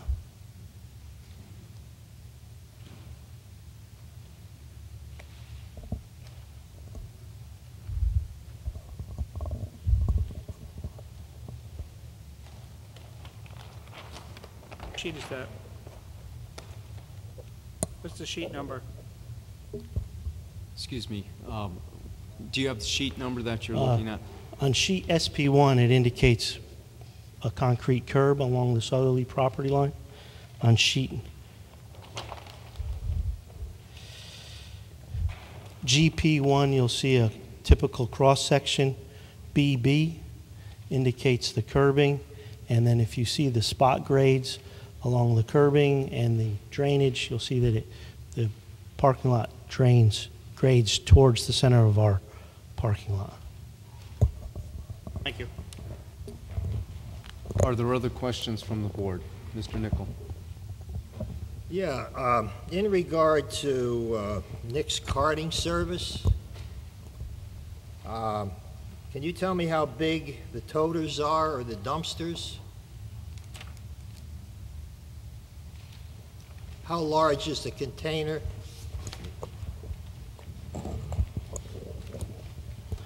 Well, we've indicated dumpsters on the site plan.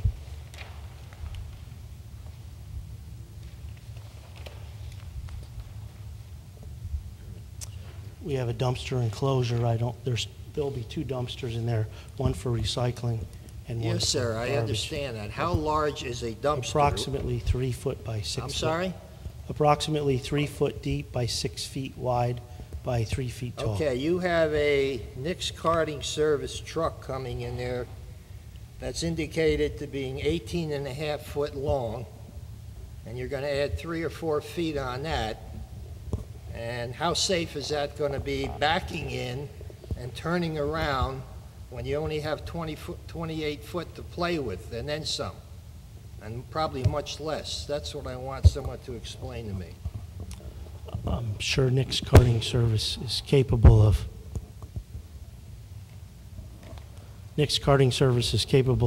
providing the proper truck and the right dumpster size to pick up the containers. Tom, I don't know if you saw the letter from Nick's Carting. Do you see it in there? Right, so they went out and examined the site, and they said that based upon the site and the measurements, that this truck can remove and turn and take the containers out of the enclosure.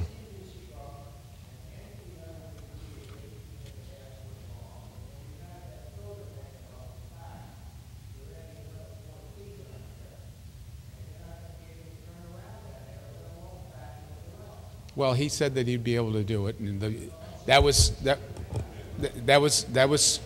submitted to the police commission, and they were satisfied with it. Yes. Yeah.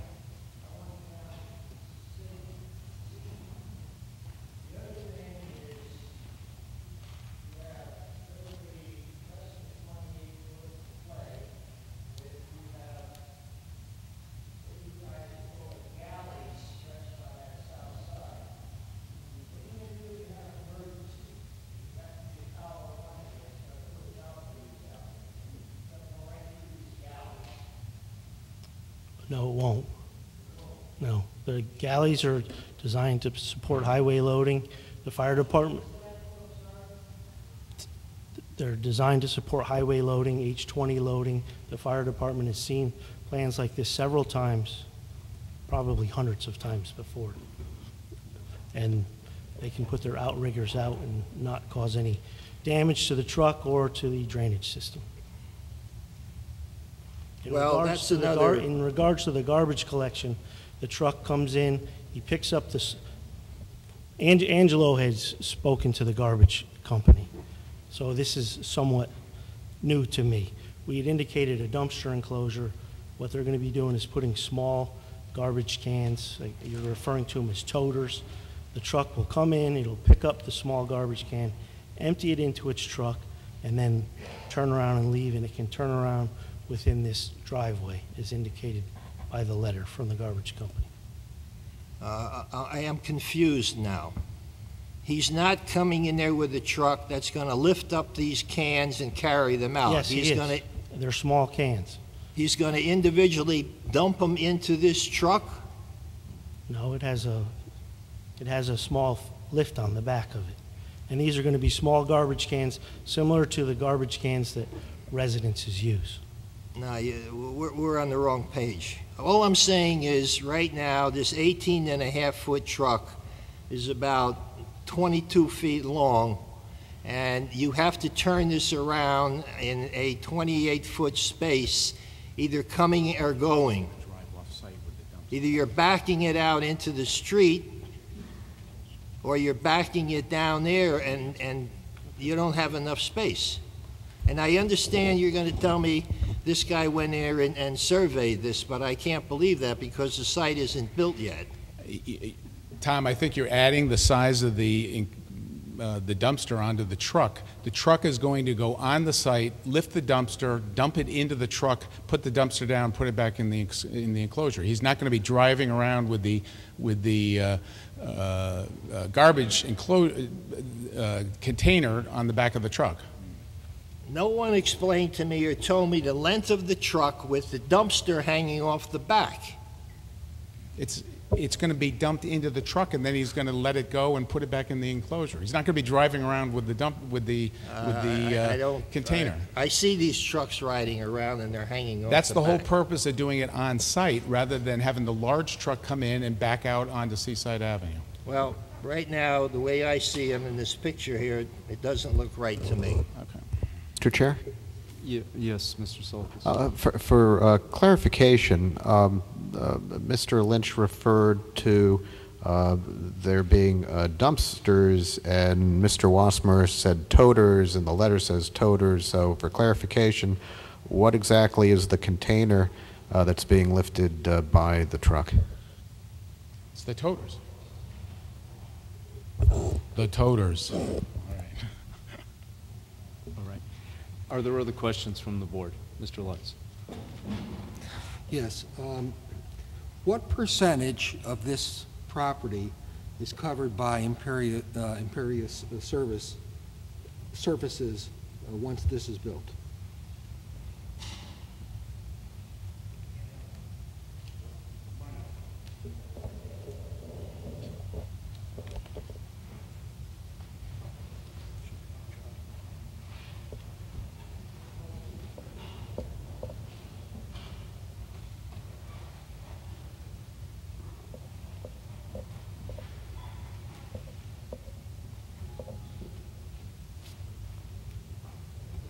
Give me 1 second.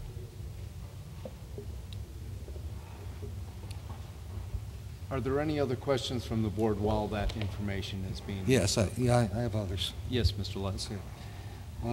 I see on the grading plan the galleys that you talked about. Are these galleys designed in such a way that the water goes in and then it leaches into the ground?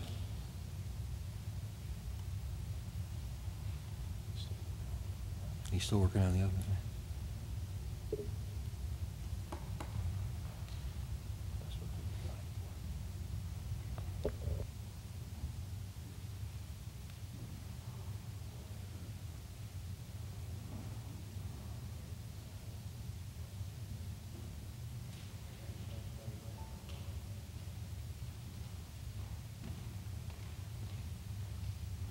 Apologize for the delay. The question regarding impervious is the site's approximately 74% impervious. 74. The site is approximately 74% impervious. Okay, so we're going to concentrate the water from 74% of the entire lot into these galleys. Correct. What is the capacity of the galleys?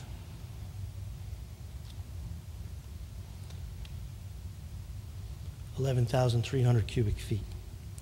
And if you were going to convert that to rain, do you have a way of expressing that to us? In other words, is it a 1-inch rain, a 2-inch rain? The rainfall that we used, and this report was submitted to your city engineer, who has the understanding of reading this report, is a 25-year storm of 24-hour duration, 5.6 inches of rain. 5.6 inches of rain. Is there a reason why the galleys are located towards the south of the property as opposed to the more middle of the property? The site grades somewhat to the south, so we've actually pushed the galleys more towards the middle of the site to prevent the potential of any storm runoff running onto the properties to the south.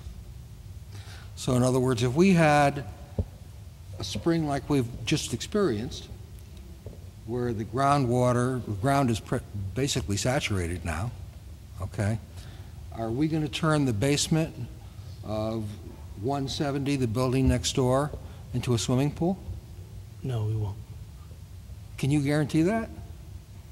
This is designed based on the infiltration of this area. It's a sandy gravel, and it's capable of receiving the rainfall that falls in this, for that storm, yes. Yeah, the difference is, right now, that rainfall is distributed over the entire property, where you're concentrating it all into a couple of galleys. Well, those couple of galleys are relatively lengthy, and they're hollow inside, so they have storage capacity also. Do you know, it's hard to tell from your diagram, how far away from the property line is the existing building 170? The existing building from 170? The neighboring house.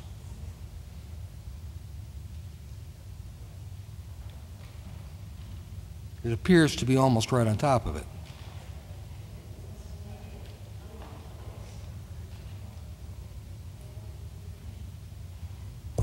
Yeah, it's relatively close, a few feet. And there's going to be a fence that goes across there? There's going to be a fence just on our side of the property line. Just on your side, okay. Do you think there's enough room for somebody to do repairs on the side of that house? Should they need to? I would presume that they could repair their house from their property, yes. Well, you know, obviously when this house was built a long time ago, since it's a colonial type house, okay, that kind of consideration didn't exist, did it? I don't quite understand that question. In other words, there was no issues with building close to a property line when there was lots of property on both sides. In other words, these have always been two private properties, so and it's you the say intention of people to work on their own property when they have to work on their house. And you're saying that you can pretty much guarantee that we're not going to flood this basement of the house next door. That's correct. Okay. All right. That's okay. The other thing that I wonder about is also with that existing house. Okay, it appears from the drawing that we're using or creating almost a driveway or something right along that property line. Am I correct? Yes. Do you think that in the evening when the lights are on that we're going to have some light penetrating from the headlights of those cars to that house? We have a stockade, 6-foot stockade fence. 6-foot stockade fence. But when you come into the property, okay, from Seaside Avenue, if you were going down towards the water, and your car goes up the incline a little bit, up the apron, okay, I think you're going to be shining the lights right in the second floor windows of that house. I don't believe so. That seems like a pretty steep incline for a driveway approach. Can have you done that calculation? Can you tell me that? No, I have not. No, you have not done that calculation.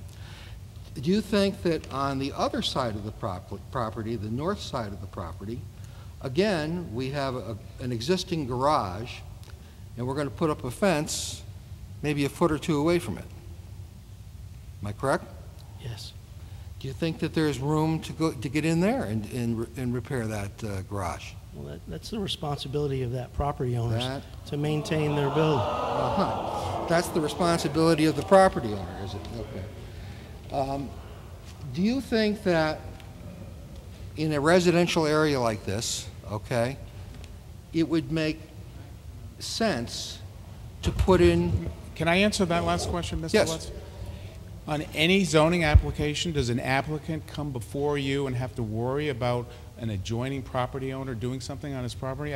In 37 years, I've never heard a question like that. So I'm just asking you if you think that that's a reasonable question to ask the applicant on this. Yeah, yes, I do, because I think that Doesn't the applicant have the right to put up a fence on his property line and not care what's going on the not property if next door? there's been existing conditions for a long period of time. You know that's not true. You know that's an incorrect answer. No, I don't know that, okay? So at any rate, as we look at this, we're going to have 6-foot fences going around the property, okay? Whether that's enough to stop the light penetration to the house next door, we don't know. Do you think it's reasonable to have a setback before we have basically a driveway with cars going down it right along the property line? A setback, the setback is a dimension from the property line to the building. I'm sorry, I didn't hear that. The setback is the dimension from the property line to the building? I don't quite understand your question again. A setback from the driveway, okay, that cars are going to be going down to the property line. Do you think we should have some kind of a space there? Well, if you look at some of the neighboring properties, they don't have much space between their driveways and the property line. Yeah, but that's for one residence, not for a development. That's not for a development. Second, another question is if we look at the topography of the lot, it appears that it moves a little bit, or it depresses as it goes towards Seaside Avenue and towards the south. Am I correct? Slightly, not a lot. Slightly, yes. Yeah, slightly. And we're going to have a curb all the way along the southern side to kind of stop the water from going into the neighbor's property? Yes, we are. Okay. And how about snow? Since we're going to have the property line, it looks like about a foot maybe away from where it is, where is the snow going to be pushed to?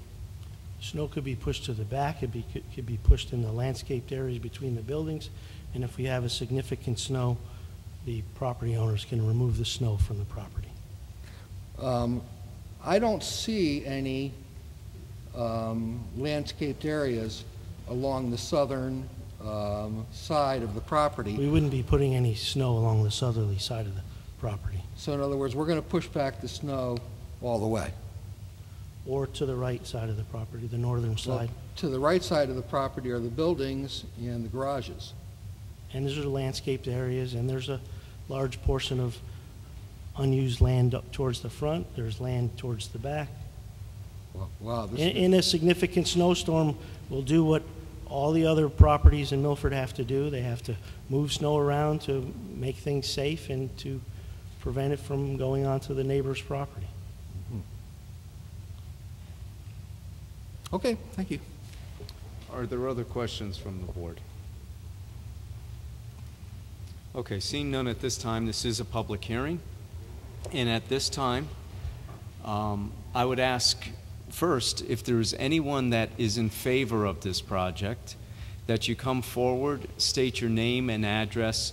And there are quite a few people here, so I would really appreciate everyone trying to keep their comments to as close to 3 minutes as possible. So if, again, first of all, anyone that is in favor of this project.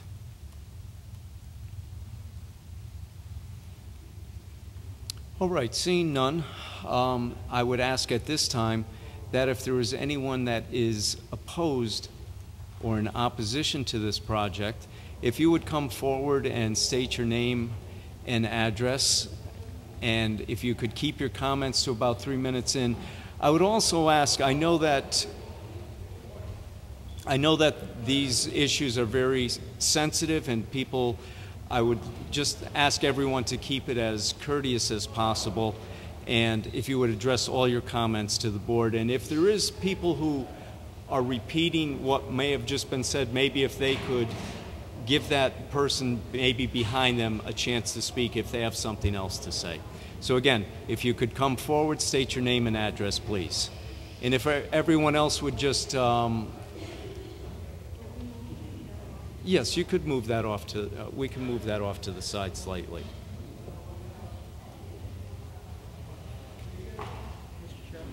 Yes.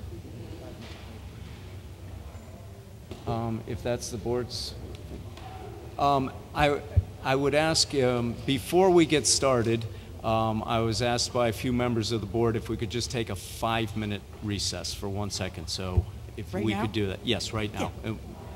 Thank you.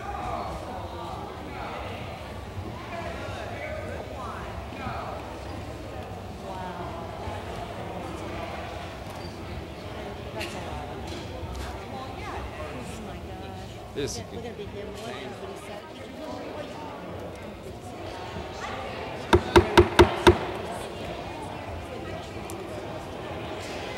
All right, we're back in session. We're at the public hearing, and right now we have asked for people who are opposed to this. And again, if you would just state your name and address, and if we could try to keep comments to about 3 minutes would be great. The floor is yours. Thank you, Mr. Marlowe. My name is Kathy Benetti. I live at 157 Seaside Avenue. Attorney Lynch made the most telling comment tonight I've heard so far, that being that Milford has seen the most of these projects probably in the whole state, and that is exactly the point. In light of this most recent application for 178 Seaside, I decided to read the 830G statute again, as I have many times before, to remind myself what it actually calls for. And this is where many questions and inconsistencies came to mind. Here is what I want you to think about as you consider this project. Who is responsible for doing the tracking, and what counts toward our affordable housing number? The application of an 830G project carries a lot of record keeping. Municipalities must track and count approved projects and ensure they are maintained as deeded affordable housing units for 40 years. So even when the complexes that are being built now are sold over the years, those units must remain as deeded affordable housing units for at least 40 years into the future. Who's going to keep track of that? Now, before you answer, let me tell you, I went to the Planning and Zoning Department and asked who is keeping track and how many units do we have, give or take, right now. They told me to contact the Economic and Community Development Department. The Economic and Community Development Department told me it was the responsibility of the Planning and Zoning Department. As another example, I requested documents from the Planning and Zoning Department on May 26th. Today I received them, many thank yous, but this is the site plan that I received, and this calls for 15 units, and I just got this today. So apparently there's some kind of a confusion there. So I think before we go any further into this 830 nightmare, we must fix this. whose responsibility is this? And as for what counts, and even further, how many affordable units are there right now in Milford, my thoughts turn to this. If no one is really in charge of this information, how do we know we haven't hit it yet? Maybe we have, and maybe we haven't. But the bottom line here is that this needs to be confirmed before any additional units are approved. And yes, Mr. Lynch, in some positive late-breaking news over the past week, we learned there was some headway at the General Assembly last week with regard to what types of housing currently in place in Milford will now be eligible to count for our application toward a moratorium. Thank you to our state reps. Our state senator, Gail Schlossberg, is leading the charge right now in Hartford. But stay tuned as the general legislative session ends tomorrow. Given that no one is officially tagged with responsibility of keeping track of this issue, and given the fact that the rules may change by tomorrow, and given the fact that there are attorneys actively trying to sort out what effect the proposed project at 178 Seaside might have on our little corner of Milford on a 0.76 acre lot where 12 units are proposed, I respectfully ask you to table this decision. Thank you. Thank you.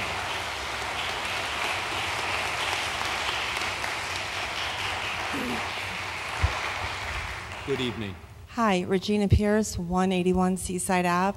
I live almost directly across from where this building is proposed. I don't know how we're going to stuff that into that little area. This is just a common little neighborhood, and most of us have lived there at least 20, 25 years. You have it at one end and the other end. Of all the cities, streets, and neighborhoods in this big city, can we just stop now at Seaside Ave and go somewhere else and build? Why do we have to put another one on our street? And the data is wrong about the speeding and the animals getting killed and accidents, and it's a very, very, very dangerous curve that's right near where this building is proposed. Thank you. Good evening. Dan Varga, 109 Underhill Road. Currently, we have woods in our backyard, and it's very peaceful and quiet. They proposed 25 feet from the building to our backyard, where right now in that blueprint there's no fence, but you asked the question already about the fence. But the dumpsters are supposed to be right up to our backyard. What with the smell in the summertime from these dumpsters and all that stuff? Then pushing the snow back to our property line, well, that makes sense, because now it's back to the fence that they want to build. And now 6-foot fence. A garage is 6 feet, so what about the people looking into our property from that section? That it's already now peaceful. It's not gonna make any sense. But yeah, that's about it. Oh, the perk test on the soil. I was wondering if they did a perk test, and if not, so, thank you. That's it. Thank you.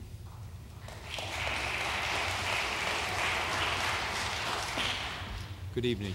Good evening. My name is John Benetti, and I live at 157 Seaside Avenue. We are told that Milford's affordable housing supply is 6% and has been for years. It remains unchanged despite unyielding 830G project approvals. I wondered, how could this be? I obtained the city's official record of affordable housing from the Department of Economic Development to answer this question. Per 830G, affordable housing consists of housing that receives government financial assistance, is financed by CHFA, CHFA mortgages, has income restrictive deeds, or is an income restricted mobile home or accessory apartment.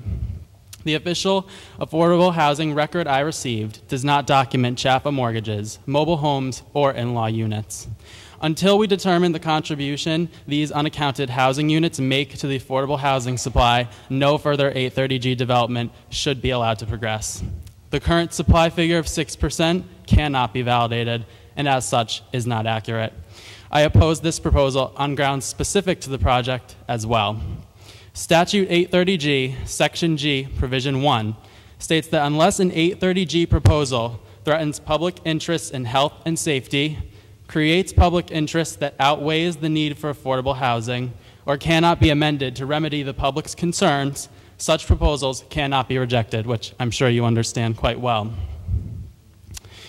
I believe this proposal satisfies all three requirements.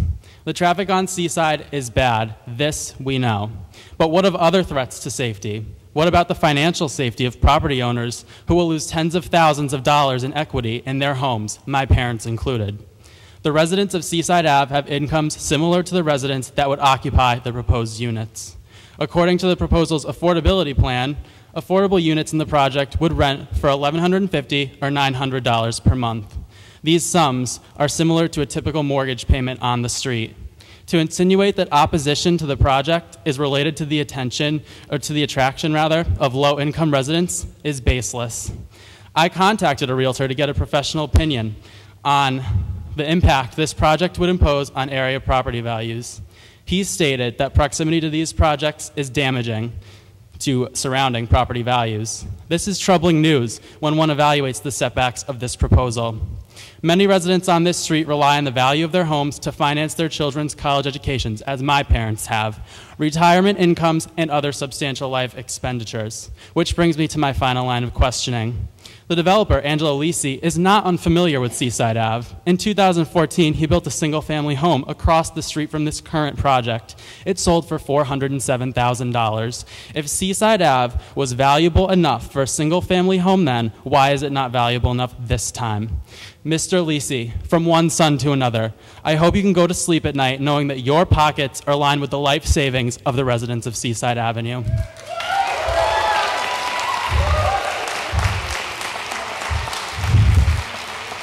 And to the Planning and Zoning Board, I implore you to table this project. Thank you very much.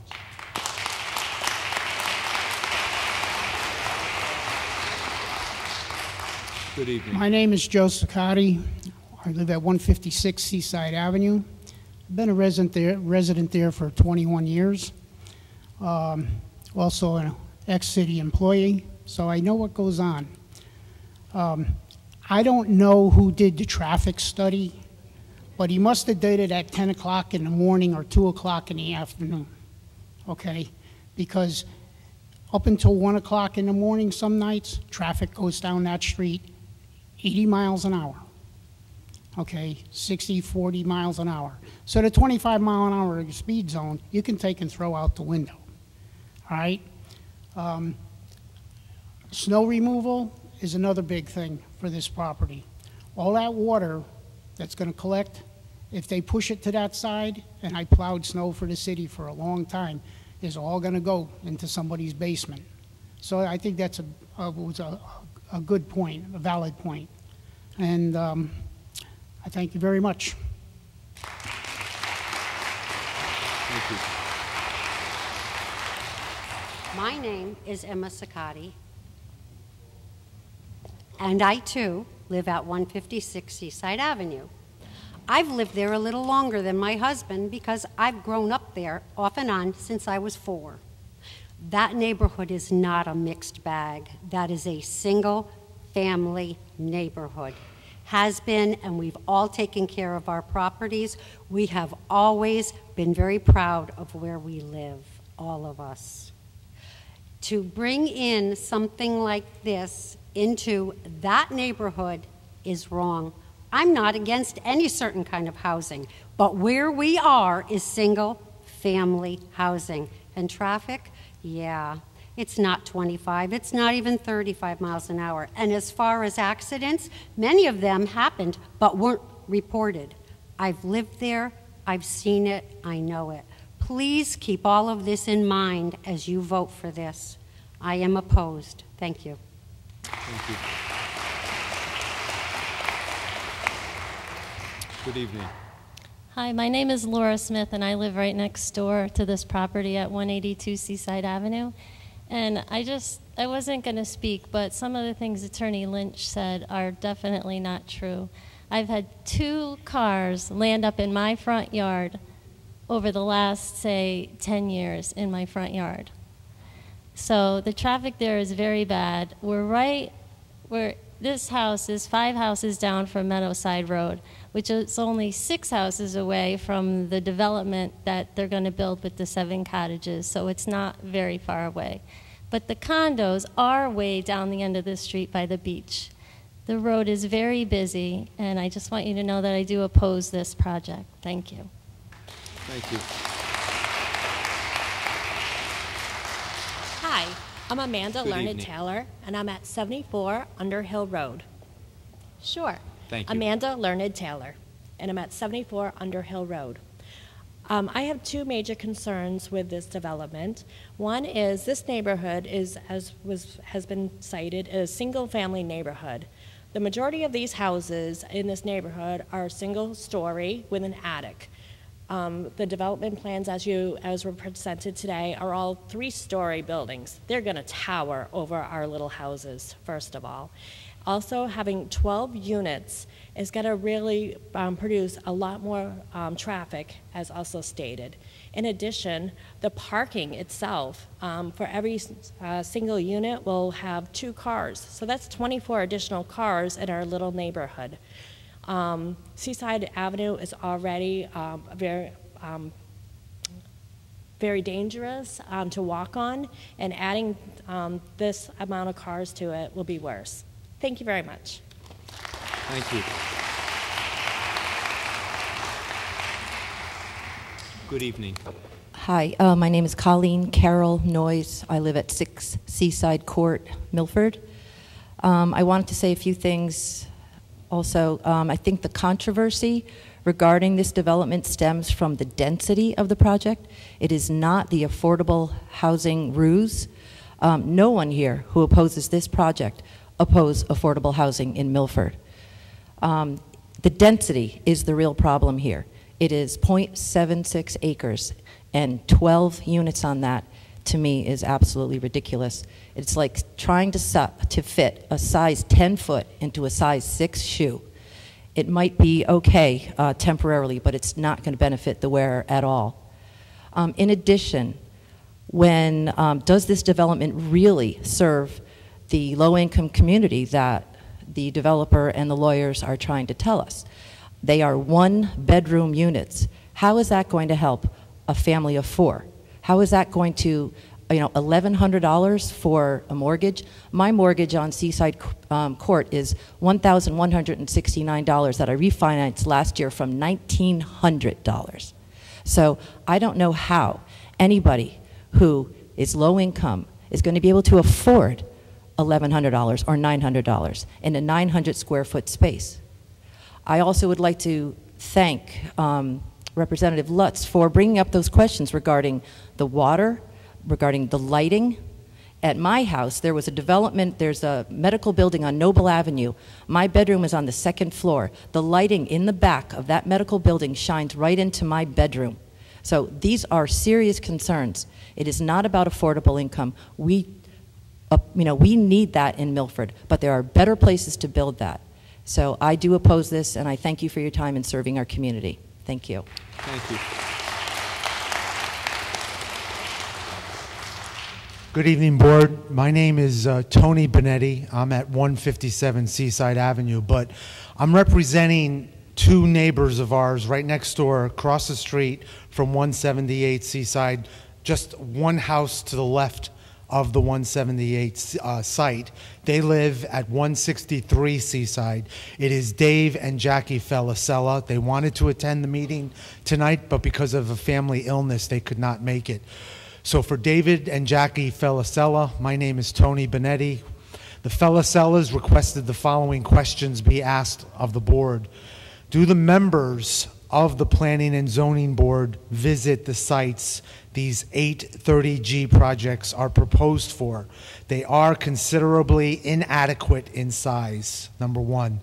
Number 2, does the board realize 2 single-family homes on the street at 214 Seaside Avenue have recently been approved for 830G projects?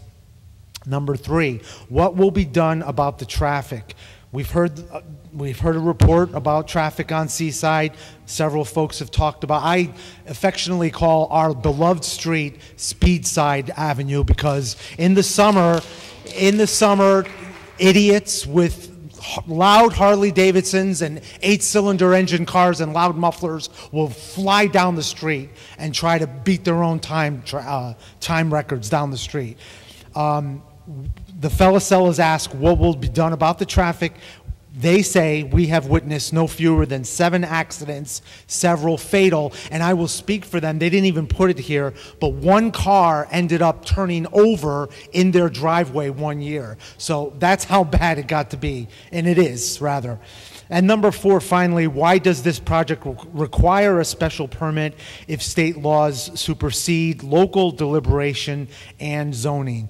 But the Felicellas and myself, we urge the board to table this project. Thank you very much for your time. Thank you. Good evening.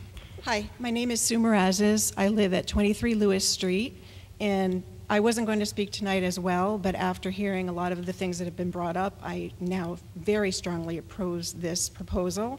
I happen to be lucky enough to live on a lot that's the same size that the lot will be, and I cannot imagine how you're going to shoehorn in 12 units on such a small property. Our neighborhood is small, single family, as everyone said. We moved in because it's a quiet, peaceful neighborhood. This building is just going to overshadow everyone else's houses. I know that it was said that it's going to be pushed back from Seaside, but now that means, sorry, that it will be closer to the neighbors on Underhill as well as the neighbors on Lewis Street. It'll practically be in our backyards. While the building may be attractive, it's going to stick out like a sore thumb in our neighborhood. I'm also very concerned about the water. If all that snow is pushed back, what happens when it melts? We'll all have puddles and flooding in our yards. Traffic is also a concern. And if this does go through, I'm concerned about the construction times, noises, days, how long this project will take, and how long it will disturb our neighborhood. Thank you. I strongly oppose as well. Thank you.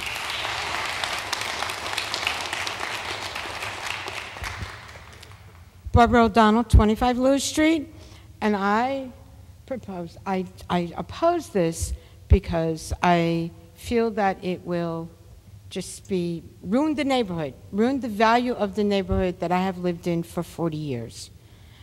And after hearing a lot of things today, I am very concerned that I see we talk about Seaside, we talk about Underhill, but does anyone propose how you're going to keep the lighting out of the residents' homes on Lewis Street? Are these people on our 3rd floor going to be look directly into our bedroom windows in the back of our homes? I don't see how anything has been proposed to avoid the discomfort of the residents on Lewis Street. And that's all I could say at this time. Thank you. Good evening. My name is Barbara Myro. I live at 83 Underhill Road. I'm kind of new to the neighborhood. I've only been there about 7.5 years. I have a 2-bedroom Cape Cod, and I love it. I love the neighborhood. I've gotten to know a lot of the neighbors, and it's wonderful. Every place, plus Milford, needs affordable housing. With all the abandoned properties that are more situated for better public driving, for it's already an expanse of empty little shopping malls. Why can't somebody be so earnest to build these beautiful buildings? And I don't doubt they're beautiful. I don't doubt their quality is good. And the people that live in other properties that this developer has put in really love it. That's great. They should. But it's absurd to put 12 units on such a small piece of property. Where I am, it's small. I mean, I could cut down my lawn with a weed whacker if I had the time on a weekend. And I'm doing all I can do to keep my house looking nice for myself, because if you can't take care of it, you shouldn't have it. But I'm giving up a lot because I want it. It's the equity for my old age, which is coming sooner than later. And it's just not right with, I don't know, let me back up. I don't discount the information that everybody's collected. I walk my dog on Seaside almost every single day. Nobody is going to tell me, even at 6 in the morning when I do a lot of walking, that it's 25 miles an hour. Bicycles go faster than that. It's just not, it's not safe for kids to be on the street, much less more traffic. Now, I know we're only talking about 12 more units, but like I said, I have a 2-bedroom Cape Cod. These buildings are going to be 3 stories high. I don't really, you know, and I have an open backyard. It's not really that private, but I don't want somebody looking down, watching me brushing my teeth. I'm just asking the board to consider maybe something else could be suggested for a development like this, with the quality and the heartfelt of wanting to help other people to live in a nice neighborhood for something that's more affordable, for affordable housing in Milford. There's plenty of open lots. There's plenty of buildings that are sitting there and going in disrepair. Maybe a suggestion could be made like that. Why take something and cram it down the throat of a neighborhood that's so well established as people that have been talking here of living there 20, 30, 40 years? And that's all I can say. I am terribly opposed to this. It's absurd. It's just absurd. Thank you.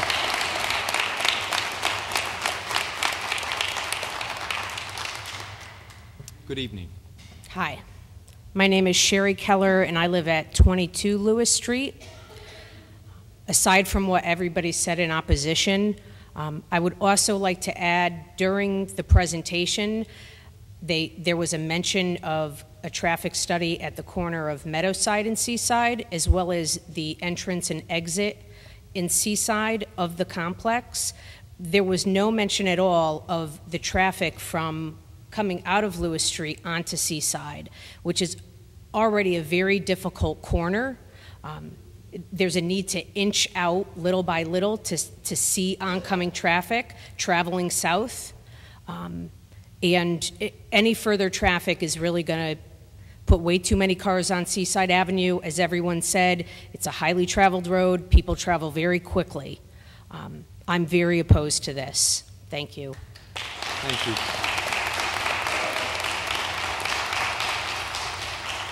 Hello, Susanna Smaldone, 22 Lewis Street, Milford. I didn't hear that. I live, can you hear me? I live right off of Seaside on Lewis Street. I fell in love with Milford. I love it so much that I decided to practice medicine there, which is right up on the tip of Seaside. And I will speak to the traffic is horrible. And without a longitudinal study, a snapshot is fine, but they don't live there. We do. We see the traffic speeding by. And to invite more traffic into that area would be a detriment, I believe. It's a sleepy little corner of Milford. It's very pleasant and quiet. We have great neighbors. And after my experiences in the Iraq War, I'd like to keep it that way. Thank you. Thank you.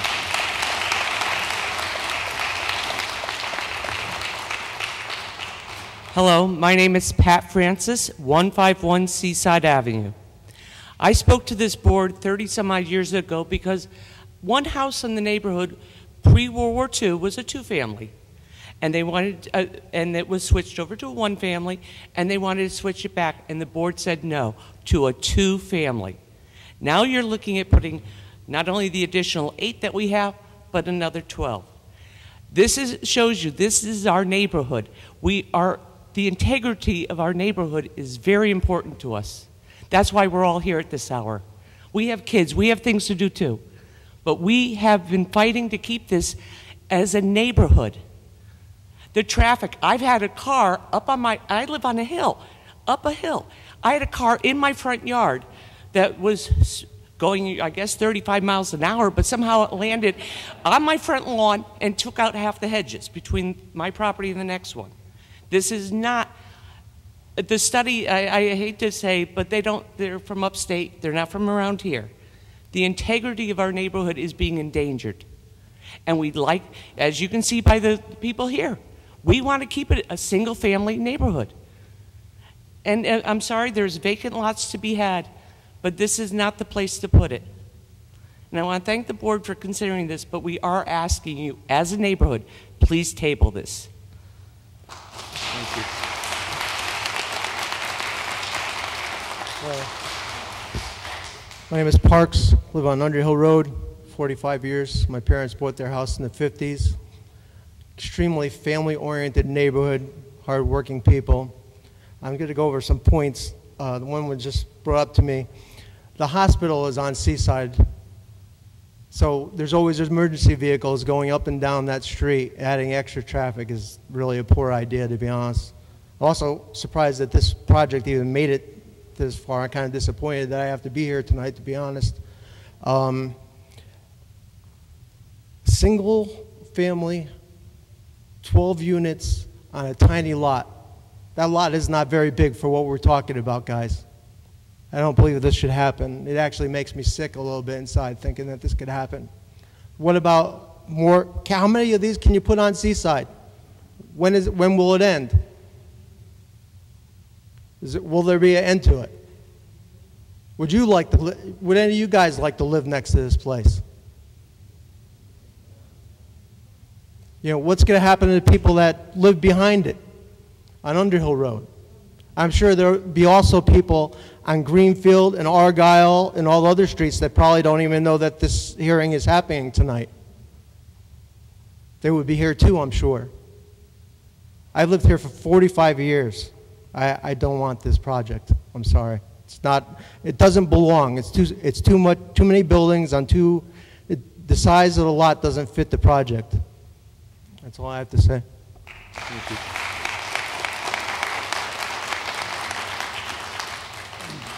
Good evening. How you doing? My name's William Schrader. I live on Lewis Street, which is 125 yards parallel to the proposed project. I'll be able to see this through other people's backyards, and I think it will change the character of this neighborhood forever. I know my property taxes won't go down, but I'm sure the value of my house will. And Seaside Avenue is one click short of a drag strip on a summer evening. You should sleep with your window open, and all you hear is 4 barrels and Harleys. So, take that into consideration. And as the gentleman to reiterate what he just said, is every time in Milford a single-family dwelling with a little bit of property, somebody pass away in it and the land goes up for grabs? Is it going to get turned into a? Is it going to get turned into a multi-dwelling complex? I just think it's too much for our neighborhood. Thank you. Thank you. Chris Rocket, 185 Seaside Avenue, so diagonal from this piece of property, and a relative newcomer, just less than a year actually.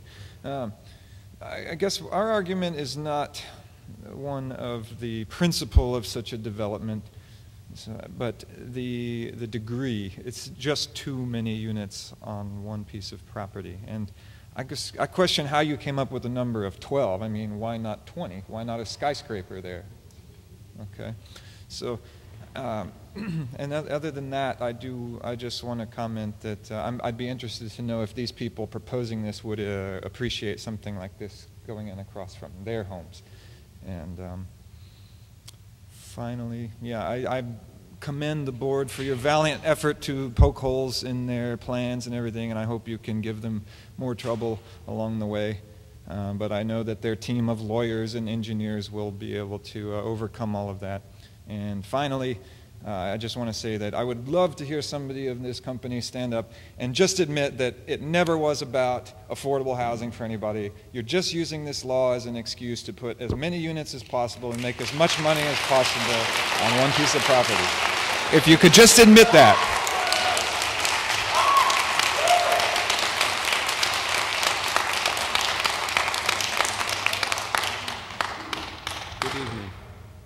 Good evening. Ellen Pink, 17 Seaside Avenue. I recognize that the board is probably not going to pay a lot of attention to a lot of the emotional things that were said here tonight. A couple of points I wanted to make. I think that some of the things that were said by the lawyer were somewhat disingenuous. The actual property, I don't know how many of you have actually seen it, does have a dilapidated structure in the front, but the back is absolutely beautiful. It's all green, there's huge trees. Somebody could put a beautiful house on that property. We are about to start a pretty major construction project on Seaside, and I come from an area where a number of people have moved into Milford and have spent money on quality homes and want to make it a home for themselves. And if you start to do these things, you are all going to be responsible for what has been a very wonderful and lucky opportunity for a place like Milford to attract people that want to bring quality homes and a quality lifestyle to a neighborhood. The second point I'd like to make is that the units on Gulf Street, to which these units are being compared, I would really impress upon the board to think hard about what a major difference there is between the units on Gulf Street behind a large shopping center on a major thoroughfare road versus these units that are being put into what is clearly, as we've seen tonight, a lovely one-family community. Thank you.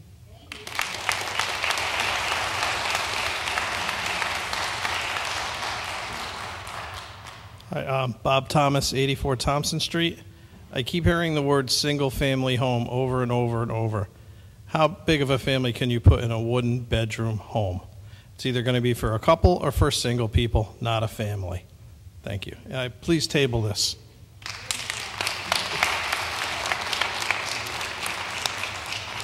Hi, my name's Stuart Pearl. I live at 4 Seaside.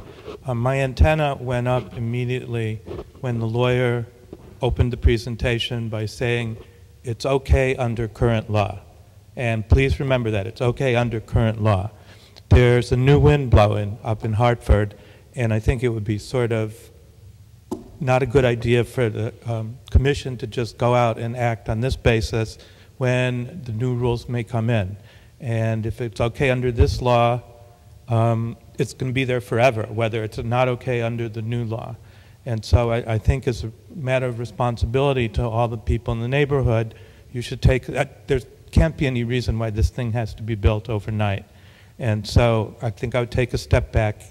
I would recommend taking a step back and see what happens. See if this is really necessary. Thank you. Hi, my name is Carol McInnes. I live at 2 Seaside Avenue. We're sort of removed from where this is going to be developed. But I must tell you that I pay $22,000 in taxes each year. And I have an apartment building right across the street, a lot of affordable housing and young people there. I must call the police at least, I don't know how many times every summer because of the noise and the partying, and young people do move in. We must have at least 5 apartment complexes already on Seaside Avenue. The traffic is horrendous, and people walk down to the beach, so this doesn't only affect the people that are right across the street or around. It affects all of Seaside. I'm right at the very end, and the traffic is horrible. People come, they park, music is loud. We deal with enough. Another 12 units would be devastating. Please table this. Hi, I'm Nancy Warner, and I live at 18 Seaside Avenue. And after hearing everybody's information that they've given you, I think they have given you enough to realize this is not a good idea, and that we pay enough taxes. I pay $15,000 a year. It's a lot of taxes. And then to think I'm going to have another affordable housing area and more complexes near my house. So I'm asking you to table it. Thank you.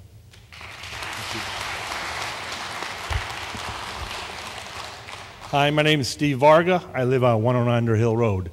To what Mr. Lutz said, I do oppose this project. To what Mr. Lutz says about the storm drains, the property there does drain poorly. I don't know if they did a perk test on all that property to find out how well it drains. I would curious to find out how that is. To Mr. Nichols about the garbage truck, on the plan I saw with 15 units, there was parking along the southern side of the property. So how is your 22-foot truck going to turn around when there's a car parked there? I do take offense to them saying the house is dilapidated. Cheryl Thompson lived in that house, and I knew her before she passed away, so I oppose this project.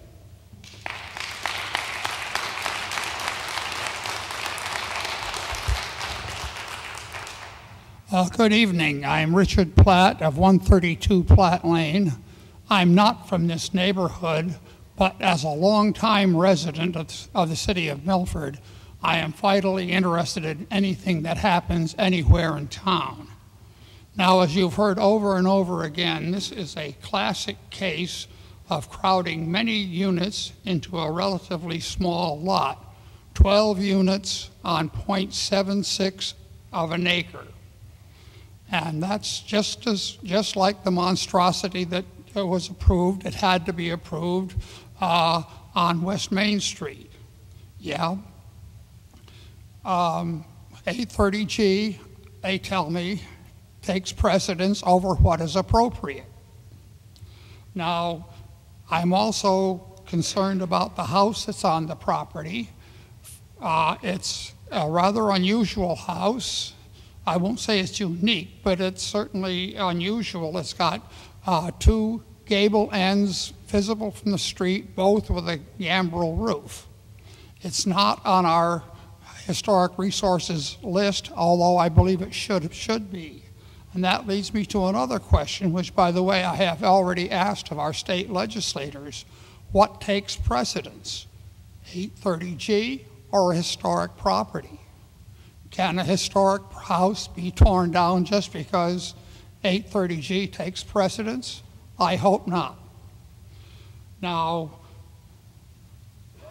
I was up in Hartford last week for Milford Day, and already, as the counselor for the applicant here has said, there's a bill before the legislature already passed the House and hopefully passing the Senate, which will meet many of our concerns here in Milford. But again, that's going to be too late for us. Nevertheless, just about every legislator that passed by our booth said, oh yeah, you're from Milford, 830G, right. You know, we're famous for that. So in any case, I urge that you take this into consideration, that the cramming of a lot of units on a small piece of property is inappropriate, and also consider what should be done in the case of a historic property. Thank you.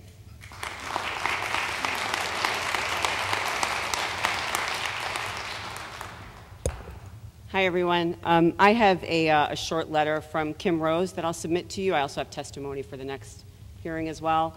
Our representative. Could I have your name, please? Oh, sorry, yes. Denise Doucette-Janice, 331 Meadowside Road. Excuse me, yeah? Is this a letter in opposition to this project? Yes. This is a letter in opposition from Kim Rose. This is comments that she would like taken into consideration when voting on the merits. Against this project? Against the, well, yeah, against the project, yeah. Dear honorable members of the Planning and Zoning Board, I am in Hartford at the legislative session, so I could not attend tonight's meeting. I have asked Denise to read my testimony on my behalf into the record. I ask that this board take the following into consideration when voting on the merits of the submitted application for 178 Seaside Avenue. Consider the height of the proposed project, require privacy fencing where applicable, require mature landscaping to block the view of the property from the neighbors where applicable, consider water runoff and grading, consider the location of utilities on the plan so that they do not impede on anyone's property or right of way, analyze the traffic impact and sight lines. I'm guessing that's opposed. And I would just like to speak for my own, again, from being 335 Meadowside was built right in front of my house, so I understand what you all are saying. I also realize that the board has a lot of restrictions and that a lot of you are preaching to the choir, and that hopefully the changes that are being made to 830G will help us down the line. But I do, as Kim said, I think that you all are starting to ask the right questions, and I just hope that you would take all those things into consideration so if this project has to be built, that you protect the neighborhood as much as you possibly can. Thank you.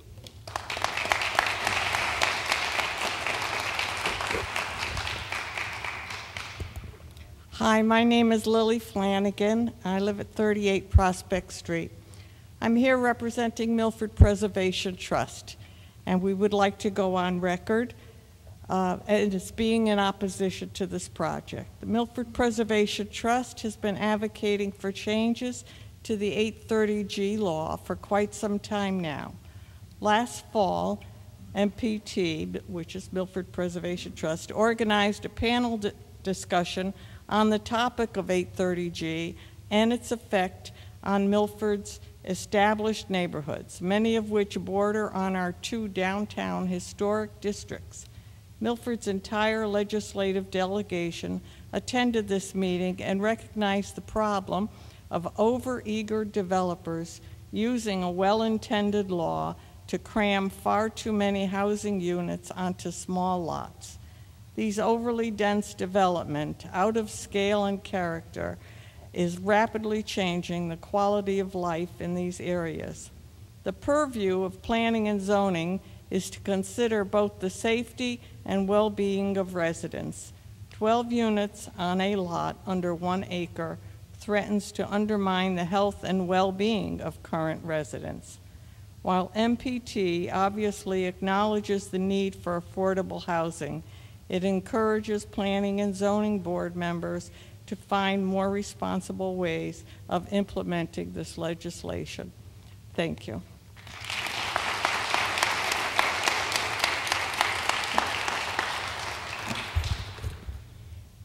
Good evening. My name is Jack Hyatt. I live at 49 Bassett Street. First, I'd like the board to let's consider the safety of this project and also a lot of other projects that have been built in Milford. First of all, I'll give you my background. 25 years of professional firefighter with the city of Milford. 16 of those years, I served as a firefighter on the floor. 3 years as the assistant superintendent of apparatus, and I retired as a superintendent of apparatus. Of the 16 years of firefighting, approximately 13 of them, I served on a ladder truck, which is also known now as a tower truck. When Tower 1 was originally purchased, that was the first one they bought years ago. The one we have now is very close to being identical to it. Myself, 7 other firefighters spent 5 8-hour days training on this truck by factory-trained people. Granted, this was the old truck, but there's not much difference. A few things you may want to know. This truck weighs over 80,000 pounds. It cannot be set up on a manhole, near a catch basin, on a sidewalk, on any kind of pavers, drainage galleys, in parking lots. When the truck is operating, there's a possibility of all the weight being transferred to one side of this truck's outriggers. When setting this truck up, the outriggers will take a total of 18 feet in width. It can be short-jacked, which is called short-jacked, on one side, which you can shorten on one side, so you need at least 13 feet. But at that point, the truck cannot be used at even 50% of its capability. In all my years of firefighting on Tower 1, I never short-jacked the truck because the safety of lives, both taxpayers, firefighters, is more important to me. The reason I bring this to your attention is because while fighting a fire on Laurel Avenue one year, the city road gave way under the outriggers. Now, I'm sure City Road is constructed more stable than a parking lot of what construction is nowhere near what a road would be. No one knows how thick the asphalt in the parking lot is. What is the foundation of the lot or driveway, whatever? And what is the subsoil under that? The tower or ladder truck has always been to report to the front of a structure fire, be it a 1-story building or a 10-story building. If the ground won't support the truck and the truck cannot get to the fire scene because of a narrow or unstable lot or driveway, lives can be in danger. This information may not seem to matter to some people, but there are places in the city where the truck cannot even go. Retired guys found this out a long time ago. So in 20 years from now, any new firefighters could drive this truck into an unstable lot, and it could be fatal. I've been attempting to get the turning radius for this tower truck, but I was unable to do this by tonight's meeting. Thank you.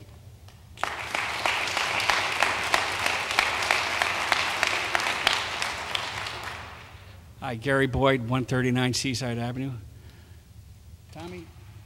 Tom, I've known you for years.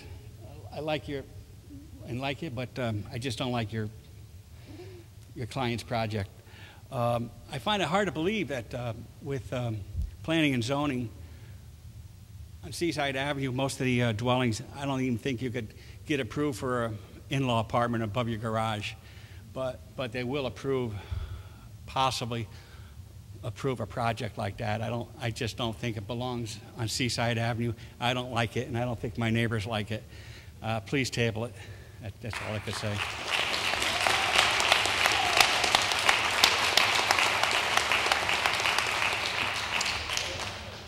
Rita Tall, 133 Seaside Avenue. I have a problem with this whole proposal. You're putting 12 units on a small lot when you objected to a deck on 2 blocks away from Seaside Avenue from going up, and it was in the newspaper and everything. This is a totally different thing. A deck to this, you objected to a deck going up on a person's house, and this is much more substantial, more invasive, more cost-effective on a small lot, a different type of neighborhood. It will change the neighborhood completely, as everyone has said here. It's one-family homes, small homes. It's the character of the neighborhood. We're south of the green. We're attached to the historic neighborhood.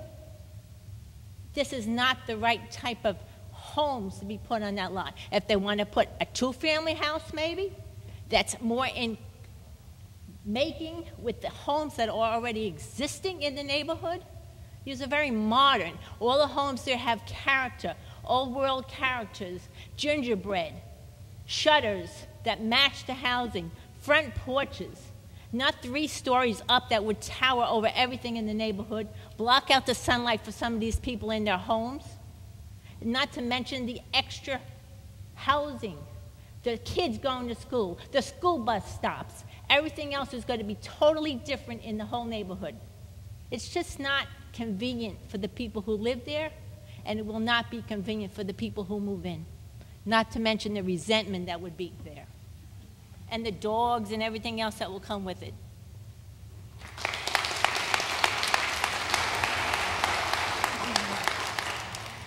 Hi, my name is Janice Berube. I live at 170 Seaside Avenue, which is the south house right next door, so thank you so much for your consideration. I just want to say we moved in our house 38 years ago, and what sold us on the house was not the house. It was a mess. We've been working on it for 38 years and still are, but it was the property. It was the beautiful private backyard. It was the nice backyard to the left of us and to the right of us. Very private, beautiful, and I just can't imagine waking up and facing 12 units staring at us after 38 years, and I know we would be forced to relocate, and is that fair after 38 years of putting your heart and soul into a place? So I just ask for your consideration, and I agree with everything else that was said tonight, and please just build a house there. Thank you.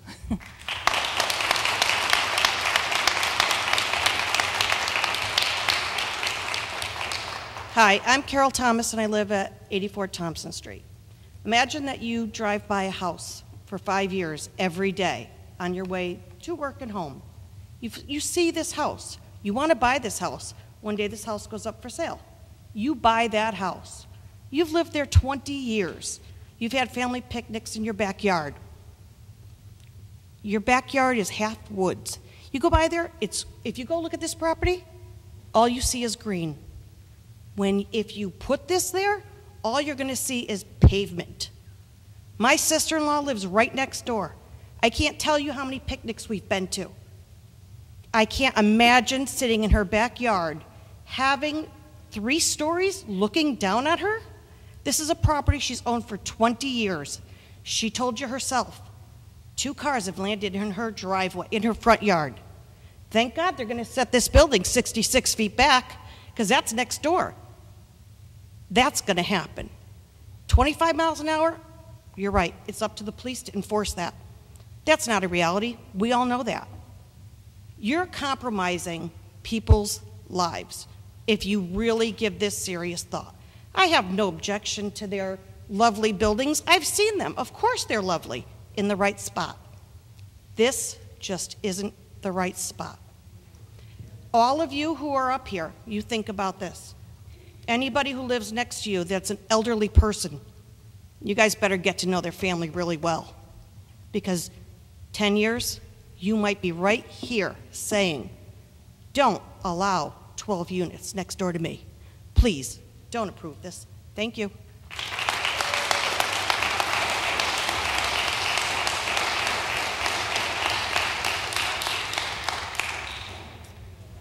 Thank you. Is there any other one that would like to speak in opposition to this? All right, seeing none, Attorney Lynch, you have an opportunity to respond to any of the comments that were made by anyone from the public. Thank you.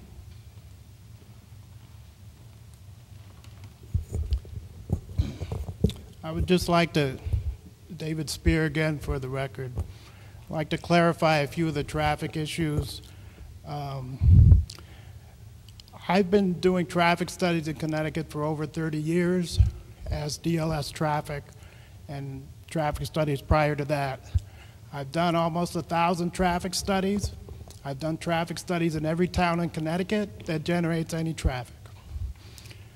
This site is not on a large traffic generator. The peak hour volumes in the morning are 220 vehicles. In the afternoon, we're talking about 400 vehicles.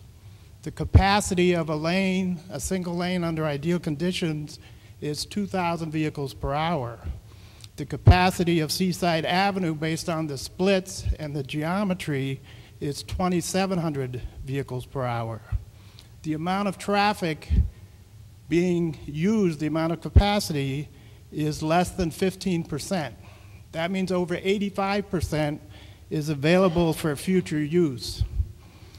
The analysis for unsignalized intersections only considers turning movements. All the other traffic is free-flowing with no queues, no delays. The speeds were measured, the speeds that I referenced were measured by an automatic traffic recorder, which records over 24 hours, records every vehicle that passes over it. 85th percentile speed is a statistical calculation used by design professionals across the country, all state DOTs, including CONDOT. The 85th percentile speed, when you take 100 vehicles that pass, and you put them in sequence from the lowest speed to the highest speed, the 85th vehicle in that collection is the 85th percentile speed.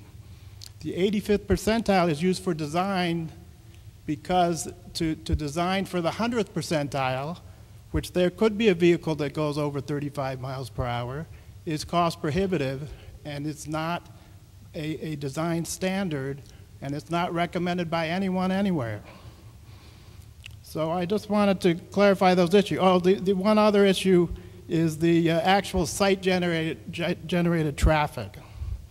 We're talking about 11 peak hour trips on a capacity of 2,700 vehicles.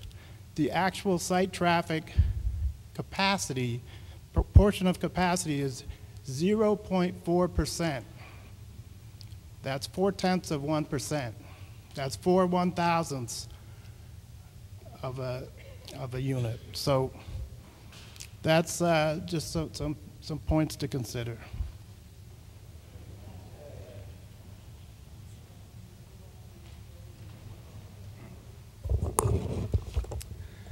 Thank you, Mr. Chairman. I'm going to make some concluding comments. I'm going to address a couple of specifics that were raised by the neighbors. First of all, Ms. Benetti raised the issue as to who in the city oversees all of this. And there's a woman by the name of Sheila Dravis, who's the Fair Housing Administrator in the Office of Community Development. Prior to the submission of an application such as this to the board, we have to submit for her review the affordability plan to make sure that it conforms with all of the city standards. And she is the person under the authority to maintain the oversight of these projects. So I just wanted to make that clear. And the other point that Ms. Benetti made was who's keeping count of the points, who's keeping count of the units. And I dare say that with all of the activity that has gone on with Senator Schlossberg's staff and Representative Rose and Stanesky's staff in Hartford over the last year in their efforts to try to amend the law, you can be rest assured that there's a very clear number that they know of that are the affordable units here in Milford as of right now, and how many points we would need to qualify for a 4-year moratorium. That was clearly part of what their effort was in terms of proposing and then having the legislation that was passed last week put before the legislature. So I hope that addresses that issue. Mr. Benetti came up and spoke of some anecdotal comments of real estate values. And I submit to you that if you look at this property, it speaks for itself. The 2 properties that my clients purchased on Gulf Street and tore them down and renovated and built what's there now, that speaks for itself. So again, I'm not going to get into an argument. There's no real estate appraisal that was submitted to you tonight, and I'm certainly not an expert on real estate values, but I think if you're going to listen to anecdotal comments about what improves a neighborhood in terms of removing a blighted building, a dilapidated building, and building new structures that are quite attractive, I think, again, my comments on that speak for themselves. There was also comments about the height of these buildings. These buildings are 30 feet in height as measured from the midpoint of the roof line. Under our zoning regulations, single-family residences can be built to 35 feet as measured from the mean grade. So these buildings are actually 5 feet shorter than a 3-story single-family house that could be built on the site. So again, I want to address that specific. But I want to end with sort of the philosophical point that needs to be stressed here is I sat for probably the last 45 minutes listening to speakers come to the microphone asking you to ignore a law. And that's not the way things work here in our country. We can't ignore laws. We can't choose laws that we want to follow and ignore other laws. And I'm the one that's standing here advocating on behalf of my client and asking you to do your job and merely follow the law. As we stand here tonight on June 6th of 2017, this application is presented in accordance with the current law. And all these comments that I understand, and I've heard it before, and we've all heard it before with the other applications that we've brought to you. But I just want to leave you with the thought that I want you to do your job. When you were elected to this position and Joanne Rourke had you raise your right hand and say that you will discharge your duties in accordance with the laws of the state of Connecticut, that's all that my client is asking for you to do. Thank you. At this time, the public again has a chance to respond to the comments that were made. So I have to limit it to just comments that were made by Mr. Lynch or anyone else from his team. So if you would approach and state your name, and please keep the comments limited to those. It'll be limited. We all want to go home tonight. Pat Francis, 151 Seaside. And I'm going to welcome the board anytime, any day, every night. You want to come park in my driveway, feel free. And try to see what that traffic is like. I don't care where his traffic study was done, or what time of the day, or what day of the year it was. The traffic on that road, I live next to the Benettis. When our kids were small, we wouldn't even let them on the street. We would guard them inside a driveway so they could play. That's how dangerous our road is. So I'm sorry, but you're all welcome to park at 151 Seaside any time of the day or night, folks. Join me, and you can try to come in and out of that driveway and hear the lovely neighborhood and the motorcycles and the loud cars. So you're all welcomed at my house anytime.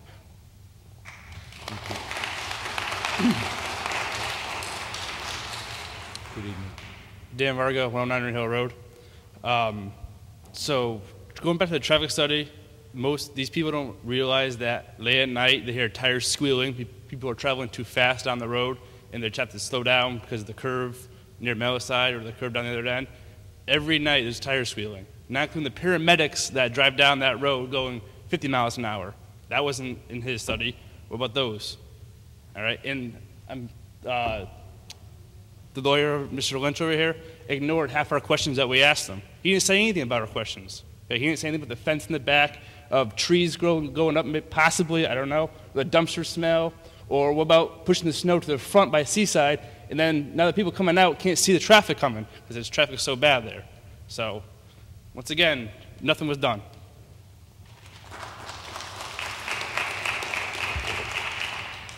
Joe Ciccati, 156 Seaside Avenue. I'd like to comment on Attorney Lynch's comment about you guys being elected and raising your right hand. Just remember one thing also. You were also sworn in to uphold and represent the constituents and the voters who put you into office. All right? Thank you.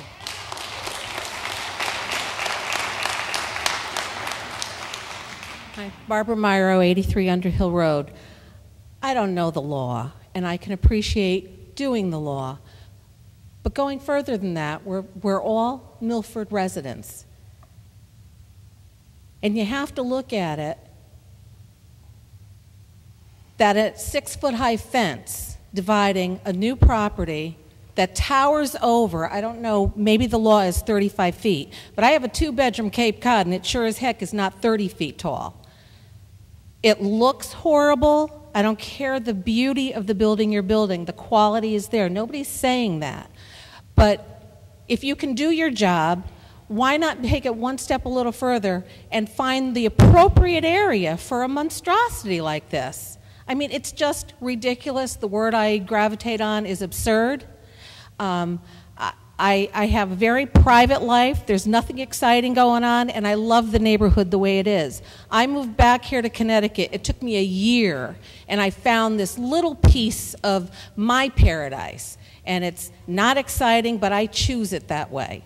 And having something like a 3-story building that I'm going to be looking up at, and which will be looking down at me, it just doesn't seem fair.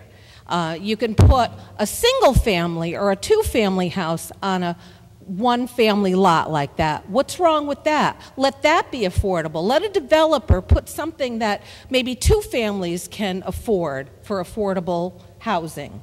It doesn't have to be 12 units. I just don't get it. I mean, you drive in and you look at my neighborhood, and I'm so proud to have people come in. I love coming home from work, looking down Seaside at the beach, and then turning down and seeing all these small little houses. And it's not a storybook neighborhood. We all have our problems, but it's our home, and we want to keep it small and private, not huge and just something so daunting in such a small neighborhood. So I hope you take that. I can appreciate the law being what it is, but just, it's not like not in my backyard, not the NIMBY thing. But there's so much other space in Milford. Utilize it. I'm getting sick of driving down the Post Road and seeing empty buildings or things falling apart. I mean, it just doesn't belong there. It doesn't seem right. And I'm not a realtor, but I do know that the appreciation will devalue. It doesn't appreciate my value of the house. Now, it might not be something that you live in, but it's just a little house under 1,100 square feet. But it's mine. I chose it, and I want to keep it as long as I can. Thank you. Thank you.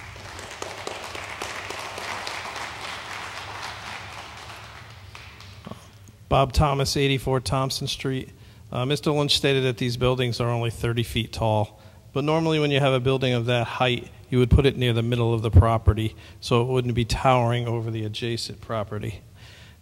Maybe they should take that in consideration and only go with, if they could fit a 2-family house or something of that size. And again, they keep saying the word family, and these are 1-bedroom apartments. You can't fit a family in 1 bedroom. Thank you. Thank you. Dan Varga, 109 Hill Road again. Chairman, when I was younger, I was at your house quite often. I know how big your property is. Could they build 12 houses on your property? You answer me that question.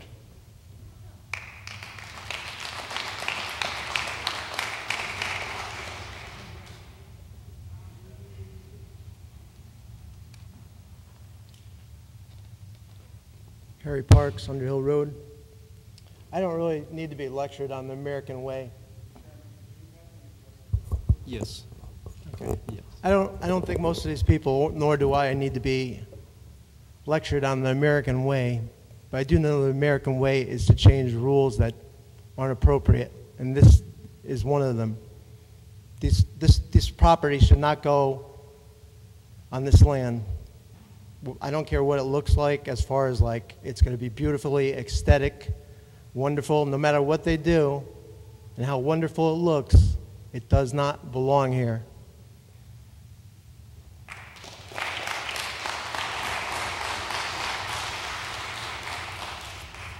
Is there anyone else that wants to speak to address what was brought up?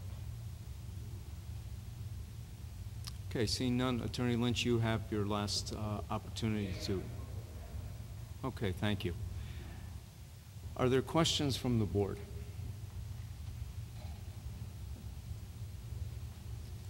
Yes, Mr. Lutz. Not really a question, just it's a lot to absorb. I'd like to keep this open and address it in the future.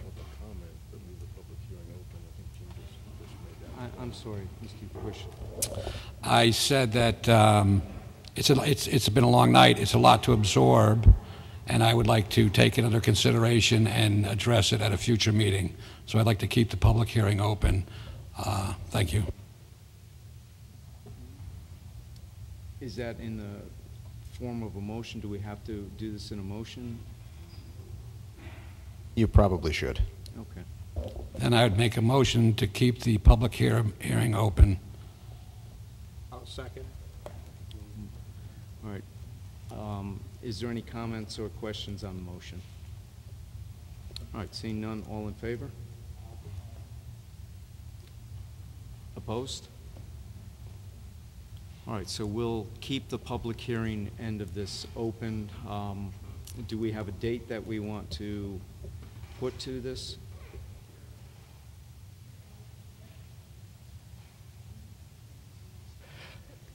You have to do something with this. You have to close the public hearing by July 25th.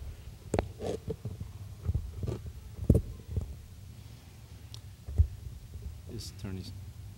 Your next meeting, I believe, is June 20th, and I have a previously scheduled public hearing in Orange, which I don't know why Orange does this, but their public hearings for planning and zoning are the same as Milford's, Tuesday, the first and third Tuesdays of the month.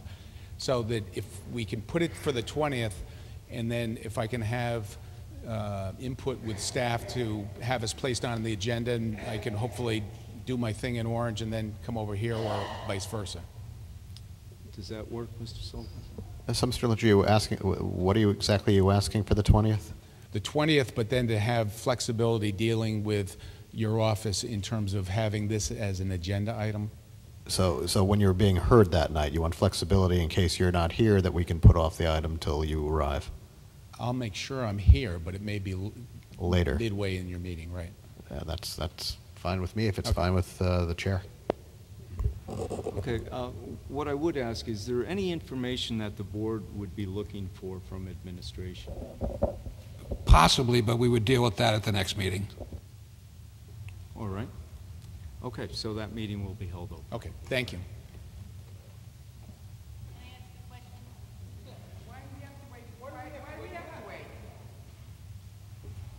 We can't do that. Yes. We'll address that, yes. Next on, we're going to move on to the next item. This is why I'm calling. Yeah.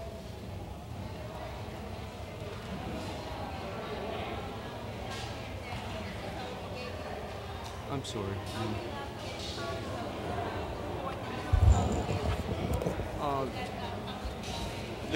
This would be public record.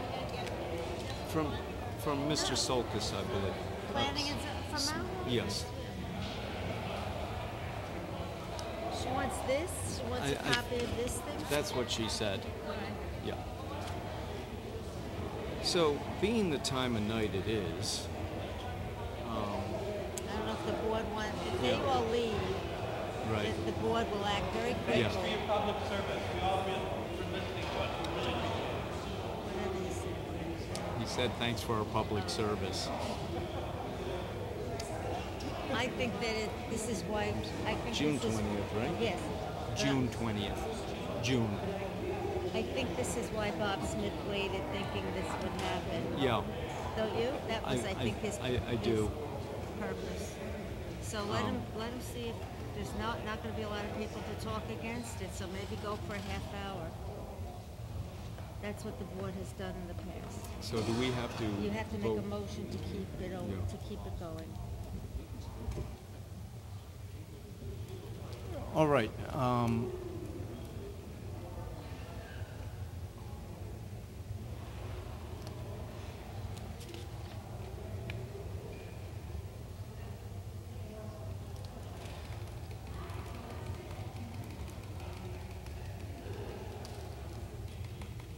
Next items on the agenda are items that are public hearings that were left open.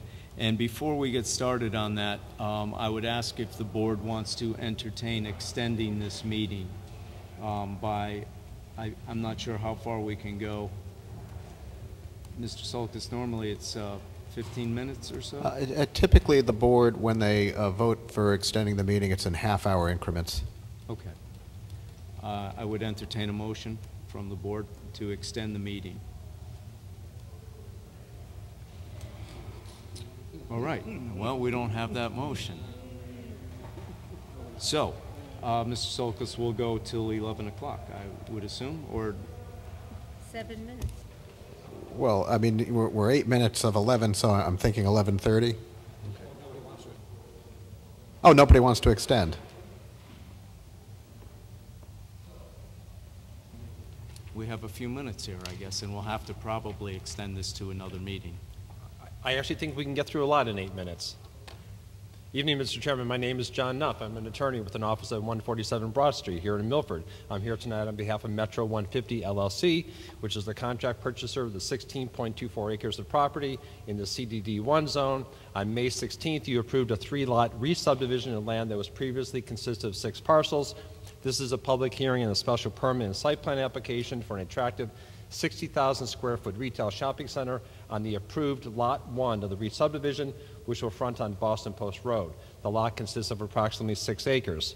Retail stores in excess of 60,000 or in excess of 10,000 square feet are permitted in the zone, subject to special permit approval. As discussed, the application complies with all your zoning regulations. Indeed, the development is far less dense than what is permitted under your regulations. For instance, building area of 23% is proposed where 50% is permitted. FAR is proposed of 0.23 where 1.0 is permitted. Landscaping is in far excess of what is required. We have excellent pedestrian and vehicular access, and we also have a very extremely attractive building as designed by John Wicko. So in short, as with all of our proposals, both singling and as a group, this is a very modestly and appropriately sized development that properly balances traffic, economic development, tax income, and aesthetics.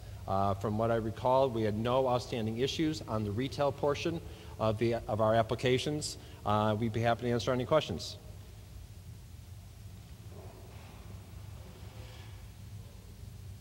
I just want to point out that at the next meeting, the public hearing would have to close. So you may want to consider doing something tonight versus, pushing it off to the next meeting. That's up to you.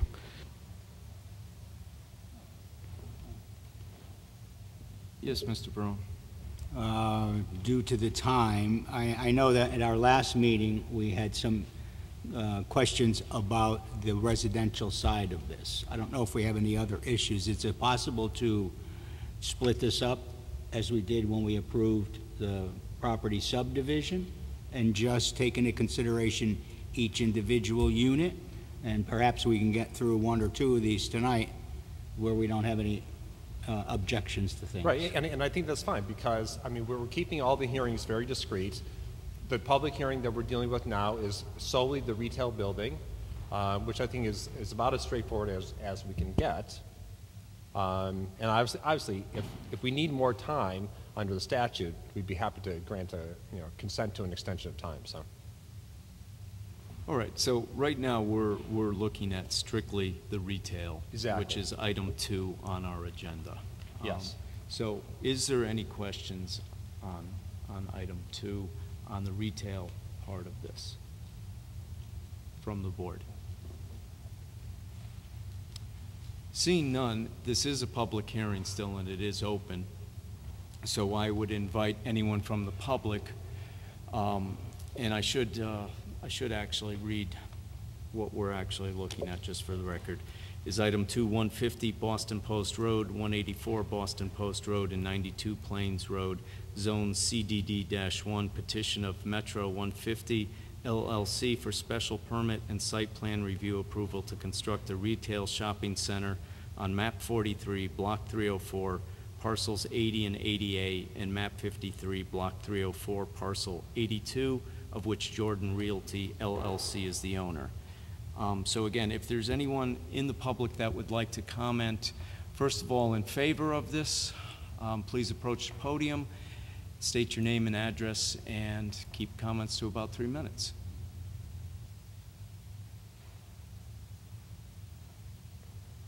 Good evening. Good evening, Board. Dan Gurman, 114 Beach Ave, Milford. I just wanted to speak in favor of this application, more on the character of the builder, Bob Smith, who's done a tremendous amount of work in town, just really good quality work. So I think what's proposed there is, I think, a tremendous project for Milford, not only for tax revenues, but that whole blighted area. I think it could be a huge asset to Milford. But he does a terrific job. All the buildings he's done in Milford are just huge quality, and I think it would be just a great asset for Milford. So highly encourage it. Thank you. Thank you. Is there anyone else that would like to speak in favor?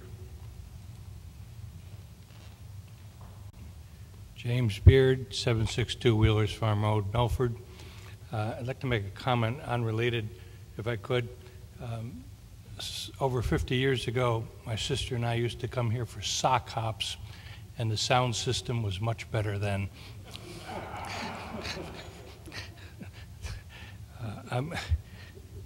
If you sit in the back, you cannot hear any of your comments. It's frustrating. That being said, I'm here tonight to speak in favor of this application. We've known the Smiths for, again, well over 50 years. The quality and the integrity is unapproachable. We feel that, speaking for my family and myself, the mixed-use application is a tremendous use of the property, and it bridges a gap between the Connecticut Post Mall and the Housatonic River. There's a tremendous need to fill that gap. This application is going to be a great economic fit for Milford, both for the downtown and the Post Road development and the tax base. Thank you. Thank you. Anyone else? Hi, I'm Jeff Vargo, 59 Rolling Ridge Road, Orange. I'm one of the partners that joined the property of Baird's, and we just want to say that we're in favor of the project going forward. Thank you. Thank you. Is there anyone else that would like to speak in favor? Seeing none, is there anyone that would like to speak in opposition to this project? If you, again, would come forward, state your name and address, and keep comments to 3 minutes. Anyone opposed?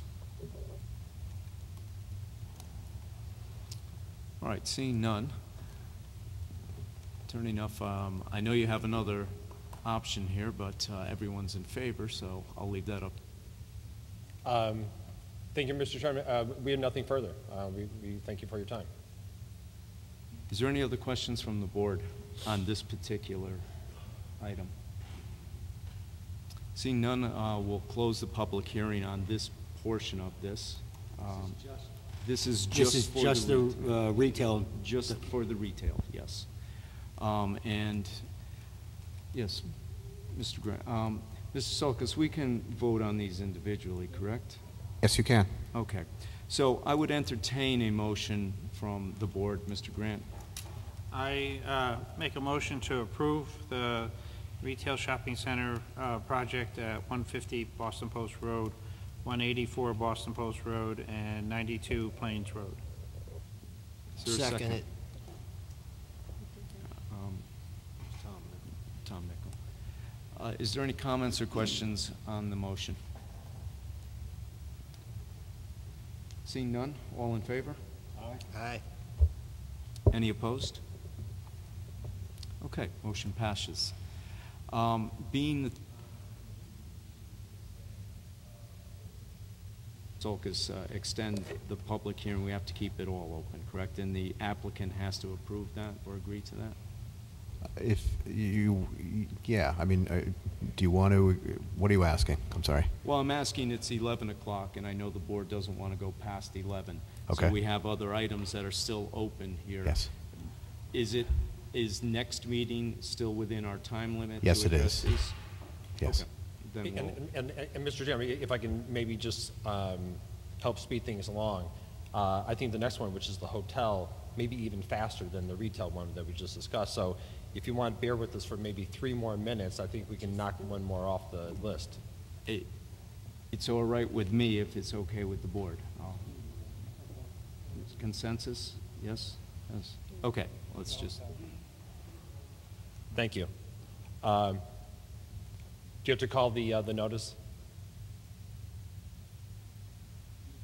Since we closed that last public hearing, we're reopening the hotel public hearing. Yes, we are. Okay. Item 3 on this. It's Okay, still great. open, Thank yes. you. Again, John Nuff, on behalf of Metro 150 LLC. This is a special permanent site plan application for a 125-room hotel on the approved Lot 3 of the Reed subdivision. Parcel 3 is located adjacent to I-95 and consists of 3.5 acres. Again, we comply with all regulations. I don't recall of any outstanding items from our last hearing. I don't think there's any opposition of any kind, and we'd be happy to answer any questions. Mr. Solkis, any further comments? I have no other comments than whatever I might have made last time. Okay. Are there questions, comments from the board? All right, seeing none, again, this is a public hearing, so I would invite anyone from the public that is in favor of this project to approach the podium, state your name and address, and keep your comments to about 3 minutes, please. Anyone in favor?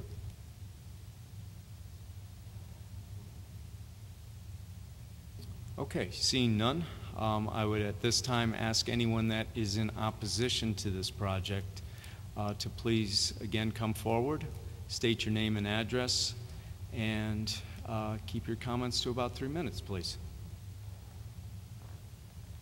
Good evening. Good evening, Board.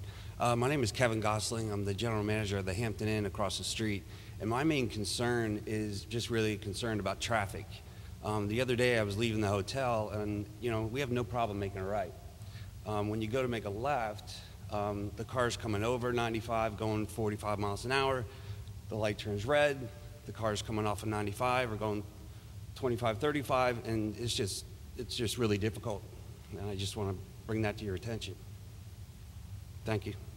Thank you. Is there anyone else that is in opposition to this project that would like to speak?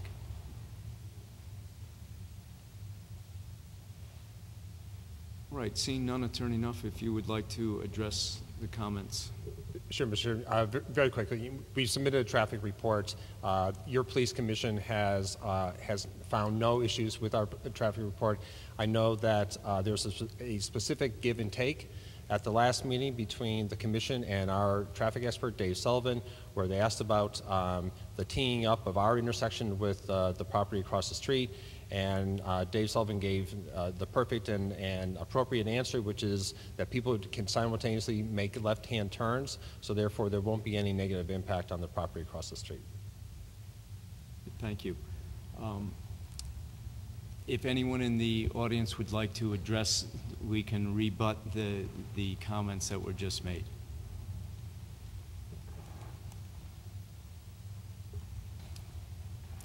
Good evening. Again, I don't know when as somebody said before about another study, when or what time of day that study was done.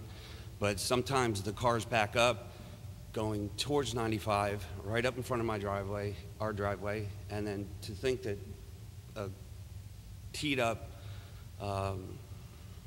driveway option is a good one is just dangerous for everyone. And like I said, also, I waited 10 minutes just to make a left the other day. Thank you. Thank you. Mr. Nuff?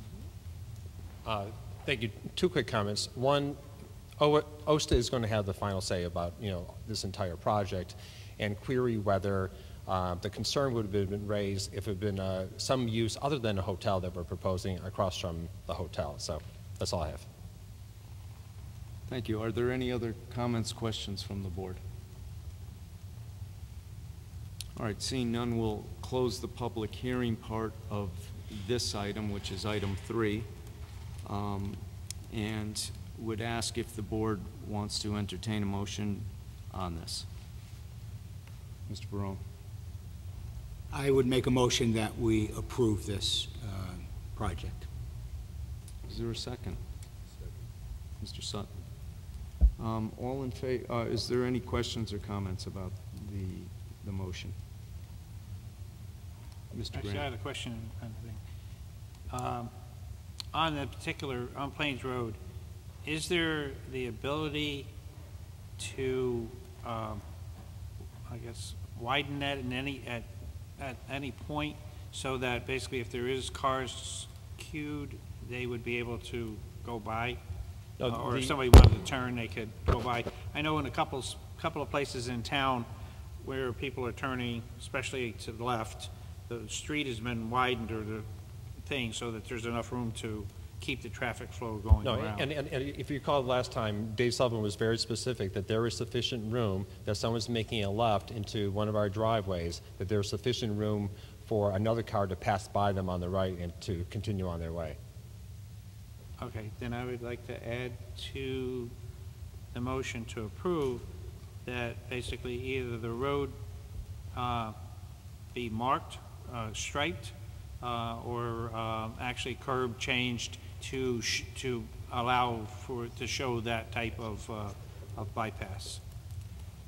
Well, again, we have to be careful because OSTA, the state, the Office of State Traffic Administration, is going to have the ultimate say over striping and everything else to do with the overall project. I mean, you can make that recommendation, but I don't know that you can make that a condition.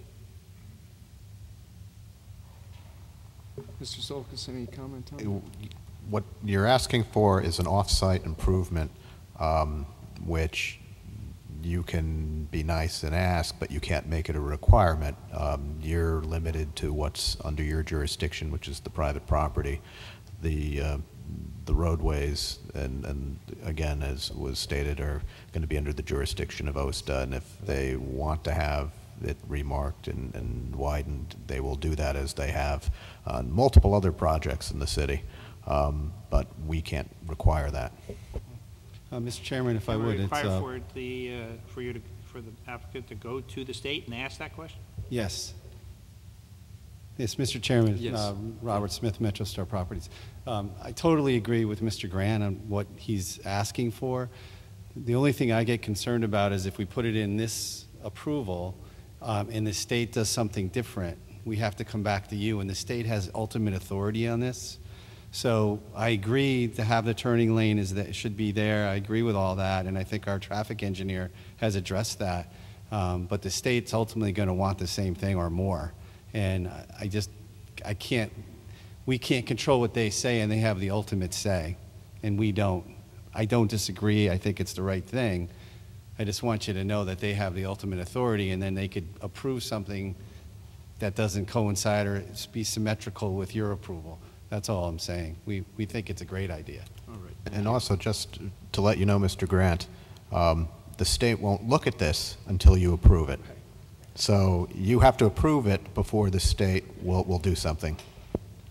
All right. If there's no other comments or questions on the motion, there is a motion that's been seconded on the floor, and I'd ask for all in favor. Opposed? All right, motion carries. Thank you. All right, and I think we will end it there. Understood. Thank you.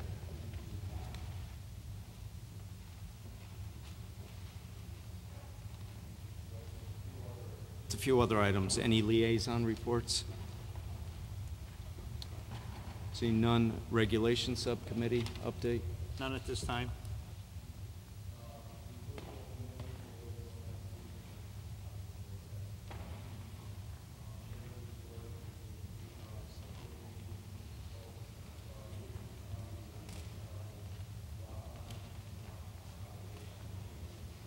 Can you turn on your mic? I'm sorry.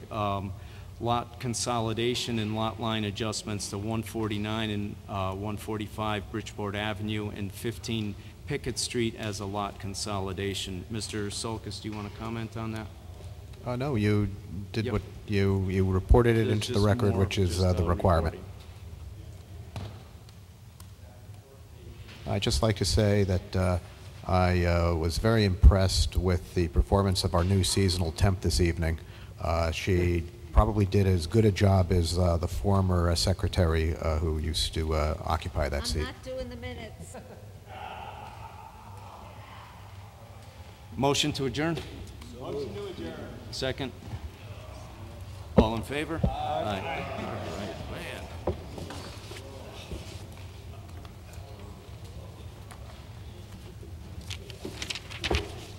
I think I'm a glutton for punishment. You think so?